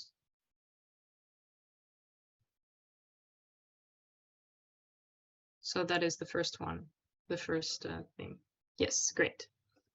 So for example, you have this one, it says, briefly in 6 lines, explain the possible ethical differences between the trolley problem or the trolley dilemma and the dilemma faced by an engineer building a decision module for an automatic car that has to decide between life of its driver or a crowd it might run into. So stuff like that. 4 points. Will the questions weigh that heavy as well in the exam? I am not sure. How many points was the previous exam? Like 60? Maybe then. Yeah, it depends on the total points. But also, like, if it's 3 points, if it's 4 points, they're probably searching for 3 or 4 points that you have to mention in your answer. So for this first one, you could say, what is the trolley dilemma? If they explain that right, they get 1 point. If they have a good comparison, they get the 2 other points, stuff like that. So the second one is also, this is about ethical implications of AI. They say write a small essay. I mean, it's usually not a lot. Like don't type thousands of words on this. They usually also give you like maybe this amount of words, or there they say 6 lines. So this is another example. And the last example I could find was this one.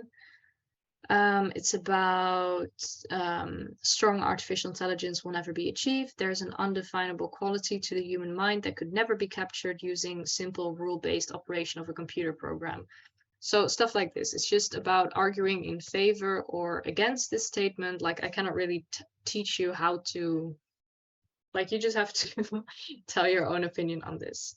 So here it says as well, you will be judged on how clear and how well written your argument is. So if you just write something down and it's clear that you do not understand the underlying theory, then you will not get points. But of course, you will not get judged on your opinion. So those are, I guess, kind of the pointers I have on this question. And these are 3 sample questions. I hope that is enough for you to practice with for now. Of course, if you have any questions, you can ask in the group chat. And I would just refer to the one slide about not the one slide, the one lecture about the ethics theory. These sample questions were very helpful. Well, that's good. Yeah, so this is kind of what you can expect. Were these in the practice exams? These were in the practice quizzes from my year. So I don't know if they are in your Canvas page. I think this one was. But the other 2 were from, because I had this in the midterm as well, I believe. So they were in those practice quizzes as well for me. But I will see if I can maybe find more in the exams that are on Canvas. And then I can share those with you as well. But does this help then? I feel like this is the most kind of overview I can give on the ethics part. Stuff like this. Like here it says you should aim between 200 and 400 words. So it gives you pretty clear instructions on what you have to see. But if they say like the second law of robotics, explain what you, I don't know, what you think about it. Like you have to know what the laws of robotics are then. So that is why you do have to know the theory points, the trolley problem, stuff like that. Okay. So we have 5 minutes left. If you have any questions, then let me know right now. And otherwise, I think we are good for today. And then I will see you on Wednesday again. Not tomorrow, but Wednesday. I have my exams tomorrow, so that's not going to happen. And then on Wednesday, we will go through machine learning together and exam questions together. I hope there's a word counter if they ask for X amount of words. Do you know by chance if this is the case? Is that the case in test vision? I feel like it is, but does anyone remember in test vision, did it have a word count somewhere? Oh, thank you. And if not, I would just kind of globally, like if you see that one sentence contains around 10 questions, just count the amount of sentences you have or the amount of lines. If you have 10 lines, 10 words, like you can kind of vaguely see if you're there. I feel like from previous exams, I do remember there being a word counter, but I haven't made online exams in quite a while, so. Will we be allowed calculators? Yes, yes, yes, because we just did the Bayesian network one. I wouldn't want you to do that on your own. So you can bring a calculator, but there's also one in the test vision. There's like, if you click on a button, a calculator shows up and you can use that. Yes. Yeah, so tomorrow, do the calculators have to be simple or graphic calculators allowed? Ooh, I'm not sure if graphic calculators are allowed. I'm not sure. I think, no. I feel like you should just have a basic calculator. Maybe that was specified somewhere in the instructions that Stefan sent to you, but usually they're not allowed. But then again, if you don't have one, there is usually one in the test vision. So it is easier to actually have, like I have one that looks like this. Oh, this one. This one is always allowed usually.